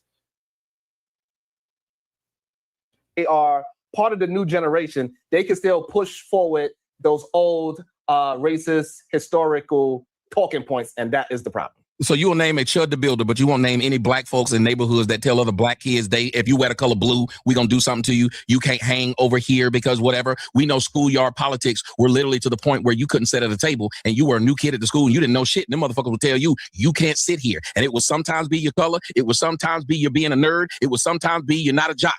This happened in school. Let's not try to act like it didn't. As a fucking point is, another dude by the name of Terrell Owens, he went to the middle of the Dallas Star and put a football down there and got hit by another grown man. Imagine him pulling out a gun because he said, don't touch me. There was in the NBA finals, nigga tried to walk up to another nigga's huddle and got pushed out. He should have been able to stab him. This happens all over the United States of this America, to where if people come and do something, there are plenty of times where people say, we don't want you here. There are black people who say, there's black only proms and graduations in the United States right now. If whites did that, those whites would be called racist. That is stupid. They should be able to do it. So whites should be able to have their own basketball league if they want it, because blacks could if they want it. Whites should be able to have their own Miss America because what blacks have it. Whites should be able to have a WETV, white entertainment TV, and we should not complain. Why is it that a black woman can walk around in a blonde wig, but if a black woman can walk around in a blonde wig, but if a white woman walks around with box braids, she's culturally appropriating? Well, so the problem is they already have a TV channel that say white TV. They just flip the W upside down. Name it. MTV. They just flip the W upside down. Okay, good one. That was a good one. I got about that because according to the Michael Jackson movie, that niggas couldn't get on MTV until Mike got on there. That was a good one though. He said it's MTV, nigga. It ain't white TV, it's MTV. And they don't show no music on that motherfucker no more. All kind of niggas on them. Stop that. See that? There you go. He talking about the older days though, the older days. What's that? Man, if we be fair, even in like when we in our era, we got one minority on all these road rules in real worlds. Like it was always, well, it may not be a black, but it'll be a tequila or some shit. It was just always one minority. We were sprinkled in on MTV. Oh, Derek, you know what I'm saying? But it's a lot of things that is just very strange. It's just some things that they that they use. But then MTV did also give us Flavor of Love, and I Love New York. Against us, that is just historical that we just didn't use against them. So yes, technically by the word, we could be very prejudiced towards white people, but we can't necessarily. I'm just saying fair is fair. I don't believe in not being fair. You cannot. Because we keep saying what they used to do. The people who used to do it ain't alive. And the people who used to get it done to them ain't alive either. So why do we get to do that? I can't turn around and say, your granddaddy owed me money. Excuse me, your granddaddy owed my granddaddy some money. So nigga, you owe me. Oh, no, I don't. It's sure in the fuck yes, we do. So, no, we can't do that. So the reason in reality shows, son of a bitch. Dang, I can't even. My bad, MTV. I gave y'all credit for putting black folks on. Y'all just sprinkled us in. Y'all gave us Rob and Big. Y'all gave us Big back guy. Well, the reason why is because they passed that. That was MTV though, right? Rob and Big. That was MTV. Hatred down to a lot of these folks. It's slowly dying. So what debt has been passed down to you from your father? you probably can see it now, right? We can see a lot more younger kids. They start to not have that same rare. It's dying out a little bit, and they trying to hold on to what little bit they do have now. However, it's a lot of it been passed down from years, and they are trying their best to maintain and hold on. Do you know who Emmett Till is? Do you know who Emmett Till is? I'm just asking. Yes. Have you ever experienced what Emmett Till felt when all he did was whistle? Have you yourself, since you're going to say these whites have passed this down, have you experienced a tenth of what he experienced for just whistling at a woman when you have married one? Perfect. What I experienced is white folks lying on me. Yeah, so the same way how that white lady lied on that young black man, I have experienced it in me. But you're not dead, though. The point is, you're not dead. Emmett Till grew up in a time where whistling was a death sentence. Looking at a white woman was a death sentence. Dating them one was a death sentence. People say shit to you, but ain't nobody whooped your ass or tried to kill you because you with that white woman. Namely, her parents. Her brother ain't tried to whoop your ass. He ain't tried to kill you. A tenth of what he experienced for just whistling at a woman when you have married one. Perfect. What I experienced is white folks lying on me. Yeah, so the same way how that white lady lied on that young black man, I have experienced it in meetings and getting contracts. All these white folks lying on me and saying that I did something that I did not do. So if it was wrong, hold on. So if it was a problem then, and you believed it was a real problem, why would you marry into that problem? Because if you believe it's a problem, that means it's a problem I can't get away from. And then he went from being able to marry, and Emmett Till was killed for whistling at a white woman, and he went from marrying one to being in business meetings and not being able to get stuff done because white people lied on you. That ain't because of your goddamn wife, though. They don't know you got a white wife until you tell them. That nigga moves the goalposts. I didn't marry into that problem because she's not American. That's number one. She's still number two. Number two. They said she's not American, but she's still white. You know, in New York is a little bit different. It's not like how the South is. I didn't realize how deep of a problem it still was until I slept with a lot of white girls in high school. I'm still alive. I'm not going to sit up here and disrespect the memory of Emmett Till and act like I went through anything close to what he went through. It is a shame that you're trying to find how you went through what he went through and you didn't. No. What I'm saying you didn't show him respect to say, I have not been through that. I got you with the whole. I understand that, but what I'm talking about is the lying part. How the lady lied. That ain't what I'm talking about. Black people have lied on you. That is human nature. To say I've been lied on is to pretend blacks did it. If blacks did it, then I'd understand. Yeah, like nigga, we have the football player where his gal lied on him. She sent some niggas to his house and he had to lay a few of them down. It happens. Don't matter what color you are. Bitches lie. All women lie. Truth gonna argue with me and say all women don't, but yes, they do. Just like all men lie. There's no, like, every human being lies. Tell me ain't no black folks lied on you? The only black person that ever lied on me was the person that said Fatty called me and told me to take down. Whatever. Nope. You've been lied on by black people. That's why you ain't married no black woman. That's why. Because you've been lied on by a black person. You might not want to admit it, but all human beings, typically the people who lie to you the most are the ones in your proximity. I have a child. I love my daughter to death. I've caught her in lies. Why would I sit up here and pretend that's just a white problem? So, but the reason why it's a little different is when they doing it, they are doing it to be vicious. He told a lie right there about the only black person lied on me. To be hurtful. So when black people are lying on you, they're being to be nice. They are doing it to save face most of the time. Okay, so Brian Banks, who spent 5.5 years in jail because a black woman lied and said he raped her. That wasn't vicious at all. I don't know the case. Any case, when you read a case of a black woman lying on a man and saying these children are his and she knew they weren't. These were soft lies. They were lies that the lie that happened the guy from New York who used to be in the Steve Harvey show. The black chick who lied and said he raped her. And that guy got popped and laid out, lost his Merlin Santana. His life. He was Sterling Santana. Was that just a regular lie? I don't. What about the black girl who lied on the Duke lacrosse team? It's just a playful lie. Come on, man. Like you won't even admit that these lies are just bad. Don't try to excuse them. Hold on. Those are fair cases, and I was not talking about criminality when I said what I said.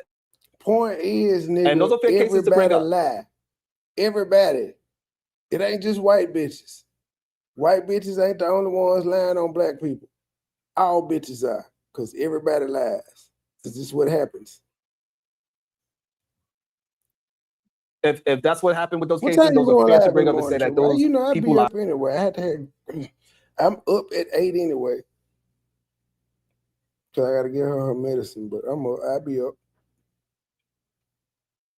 And it was very detrimental to another group of people. People lie is what we should agree on. People lie. Yeah, I despise a lie. It doesn't matter who. However, but the issue is with their lying is different, right? Because they are lying like how we started it off not too long ago, maybe an hour ago, when we saying that those folks that's on the jury, they said, yeah, I can give a fair trial. That's the kind of lying they're doing, that they keep on holding that lie to make sure they could put us in a very bad position so we can get 35 years. They will lie on that level, and that is the issue that we are having in today's time. The last few that need to die out so racism can actually leave. I just told you, again, there are several cases in which black women have lied on black men and got them in jail. That's the same lie. And for some odd reason, how is it not? Guys, how is it not? How is it not? Please tell them how lying on a man and getting him put in prison. You saying the white people lied to get on the jury to put a black person in jail? It's the exact same thing if a black woman lied and got a man put in jail. Both parties got the man put in jail through lying. One just lied like they could give a fair verdict when they knew the whole time, I'm going to send this black ass to jail. But the end goal of both parties, the white person that lied to get on the jury and the black woman, was to get the man sent to jail. Mission accomplished. This ain't rocket science. Prison of any race. The difference is those people would not. It's not personal to them. They don't care what black person that they harm.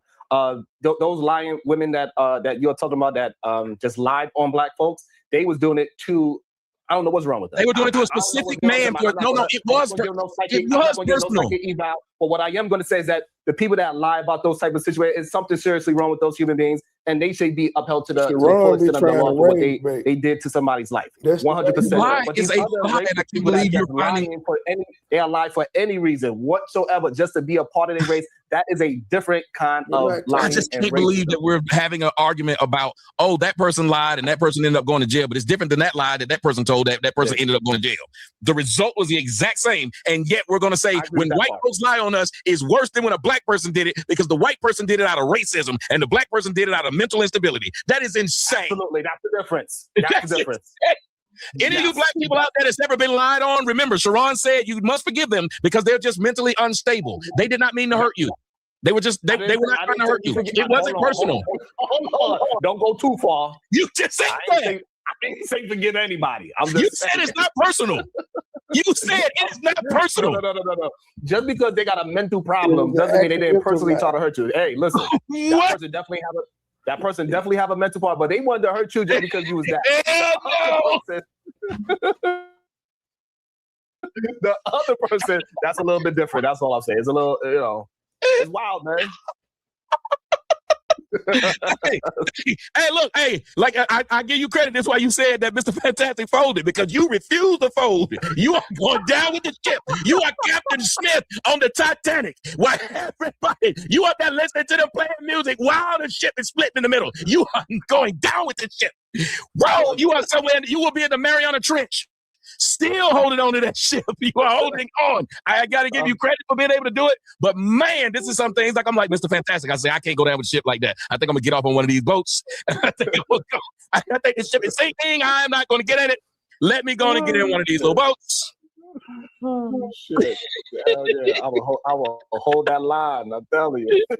And we need a couple of more likes. We need 20 more likes, y'all. We almost at 100. You know, you made my morning. I'm not as mad at you as I was before because the day I was mad, I said, don't say don't do that shit. I done had a great show with him. He let them people cuss me out, then got mad that his homeboy came up here all mad with his fat ass. He gonna sit up here and talk about something. I don't want you to come up to me and all this stupid shit, and then keep on playing shows, posting shows with my face in it because he know it gets more views than what he get by himself. And you're gonna sit there and make all these excuses of why, and then it still was ugly. And then he came back and apologized to the dude, but that meant I was right, and I was right the whole time. That what you did was wrong. It was. He came back and apologized. I was right. You know, when it was stupid to sit up here and tell this man he can't talk to me. The Negroes is dumb. That's that man's own show, and he said, "Hey, he having a conversation with me. He didn't have a problem with sitting up there talking with what's his name? He didn't have a problem talking to Myron, and Myron called him all kind of names. Didn't have no problem with that. That's called an opportunist.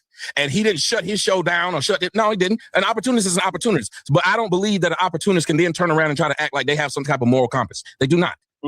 They'll do whatever it takes, and they don't mind pretending, making up beefs, and doing all kinds of stuff. Because again, me and that dude was having a regular conversation, and then that punk ass nigga decided to start dissing me after he'd been a fan of mine. He wouldn't even know how to talk if he wasn't listening to me for years. That's what hurts me the most. When I'm none but nice to these people. I don't bother these people. You say, why don't I invite Sharon to the super panel? Well, he could come. I don't know how to get in contact with him. Unless Sharon is on the show. I don't know how to get in contact with him. But you are very welcome to come on my Tuesday super panel. It's a great show.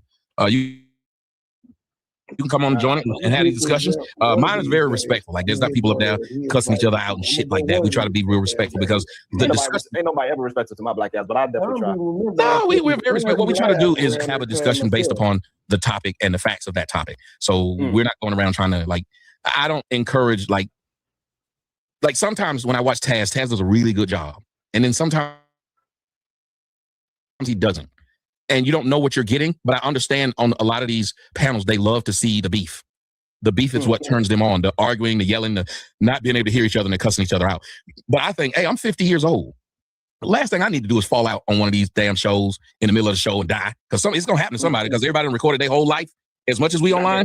Yeah, think about it. As much as we online, somebody going in the middle of the show. And the last thing I want to do is do it because I'm arguing to just try and win an argument. I don't ever try to argue to win an argument. Well, my thing is if you're right, I don't mind conceding, as you stated, folding. I don't think there's anything wrong with folding. If a person's right, give them their credit. Give them the ability to be able to say, you know what, you made a point. Because I think at the end of a game, 1 point doesn't win that game. Several points are happening back and forth. Several things are there. There's momentum. There's ebbs and flows. And so to me in a conversation, I don't feel bad if I lose a point. Or at some point somebody says that's not true or that's not right. First off, when I'm having a discussion with people, I try not to say things that are factually incorrect. I will listen to someone that knows more than me. So if we're having a discussion, this person says, well, I'm a scientist and I actually did XYZ. I will stop and let them do this. Somebody said soccer. No. In soccer, it still wasn't. It was one goal. I said the point. The momentum shifted. The momentum went. Shout out to Team USA. We didn't won 2 in a row. I think we beat Argentina. I don't remember the last time we didn't won 2 games in a row in the World Cup. That home field advantage, that home cooking is working. Let's go USA. Fuck everybody else. Back and forth. It wasn't the one goal that even called. Sillies, that includes Curacao. I mean, I see they had a couple games going on in Curacao, and fuck them too if they play us. It's not personal. It's the U.S. Was that game? It was everything that went in. Y'all know I'm gonna just be white people that run Team USA. Y'all do realize y'all is winning because most of the team is black, right? Normally, traditionally, Team USA would just be a whole bunch of white boys. They got a team full of niggas this year. It's like some of them look like they from Africa and everything. I don't know where they got these niggas from, but we got a mix of niggas. They all young, like we gonna take over for the next 10 years. To get you some old niggas in soccer, white people. I don't know how much y'all pay, but if y'all start paying baseball money, we'll have a whole bunch of niggas playing. You win more banners. Involved in it, so you have to play the game out. And you remember, even when you win 1-0, the time had to go out. That's how you won. You didn't just score the goal and that was it. The time had to run out. So that's my point of how momentum can turn and things can change. Remember, if we went by early points, the Knicks would have been swept 4-0. But we couldn't go by early points. We had to let the game play out completely. And when the game played out completely, the Knicks came back and won 4 out of the 5 games in which they were losing all 5 of them. All 5 of them. I can't stand watching them motherfuckers run back and forth. I could play the video game. That's how I know we got a team full of niggas. They start. But now I can't actually watch the sport. I can play the video game. It's too fucking boring watching them try to get the ball down the field and shit. Like they need to make the field shorter so we can speed up the action. It needs to be like the size of a fucking hockey rink. So that way we can get more shots on goal. They were losing in the fourth quarter. That they were never leading until the end of the game. And that's what makes, to me, an argument fun. Like, if you beat me in 3 straight topics we were talking about, I still can come back. I was just not good on those, but it doesn't mean. I think the scary part about us as black people is we're so afraid because it wasn't a choke by the Spurs. They never led the series. They were down 2 games to none, so they wasn't a choke job. They always were in a deficit. They didn't know how to finish the game. They started off the first 3 quarters, sometimes 3.5 quarters. They just couldn't finish the fourth. It'd be like this sometimes. Hey, it was a lot of teams that the Knicks played that couldn't finish. It's like Cleveland was one of those teams. Cleveland was up by 22 in the fourth quarter of game 1 of the Eastern Conference Finals. Cleveland blew a 22-point lead, and it blew their momentum for the whole series. Kind of same thing happened to the Spurs in game 4, was it? Yeah, in game 4, when they blew that 20-some point lead, that was it for them. I can't remember game 2, but I know it was game 4 where they blew the 20-some point lead. But yeah, they blew a lot of leads because again, that's why I said they didn't know how to finish. They played great the first 3.5 quarters. They just them old niggas, man, just started playing that YMCA ball on them in the end. The young niggas started freezing up. The shots they was making wasn't making it. They got tense. They started forcing shit. And them old niggas on the other side of the Knicks, they played YMCA ball. Them niggas are just the older, more experienced team won, and it played out with a lot of the unnecessary turnovers that we saw because the young niggas was pressing. They weren't cool under fire. Jalen Brunson, no matter how awful he had played the first 3 quarters, he still he knew he was gonna get to his spot in the fourth and do what he do. Veteran, he didn't press it. He wasn't worried about it. He wasn't doing no extra shit. Man, it was a great finals. I want to see them run that shit back. I would love to see that 3 years in a row, like how we saw the Cavs and the fucking Warriors. I would love to see Knicks Spurs. And I think they would split. If they went back next year, I'd get an edge to the Spurs. And I think the Knicks would probably, because they're 2 years older, they would get them another little piece to come in there and end up edging them 2-1. But if they go back next year, I feel like the Spurs will get them. De'Aaron Fox will be gone. They'll have Harper in the starting lineup. They still got Vassell. They still got the what's the other dude? Castle. They got a fucking squad.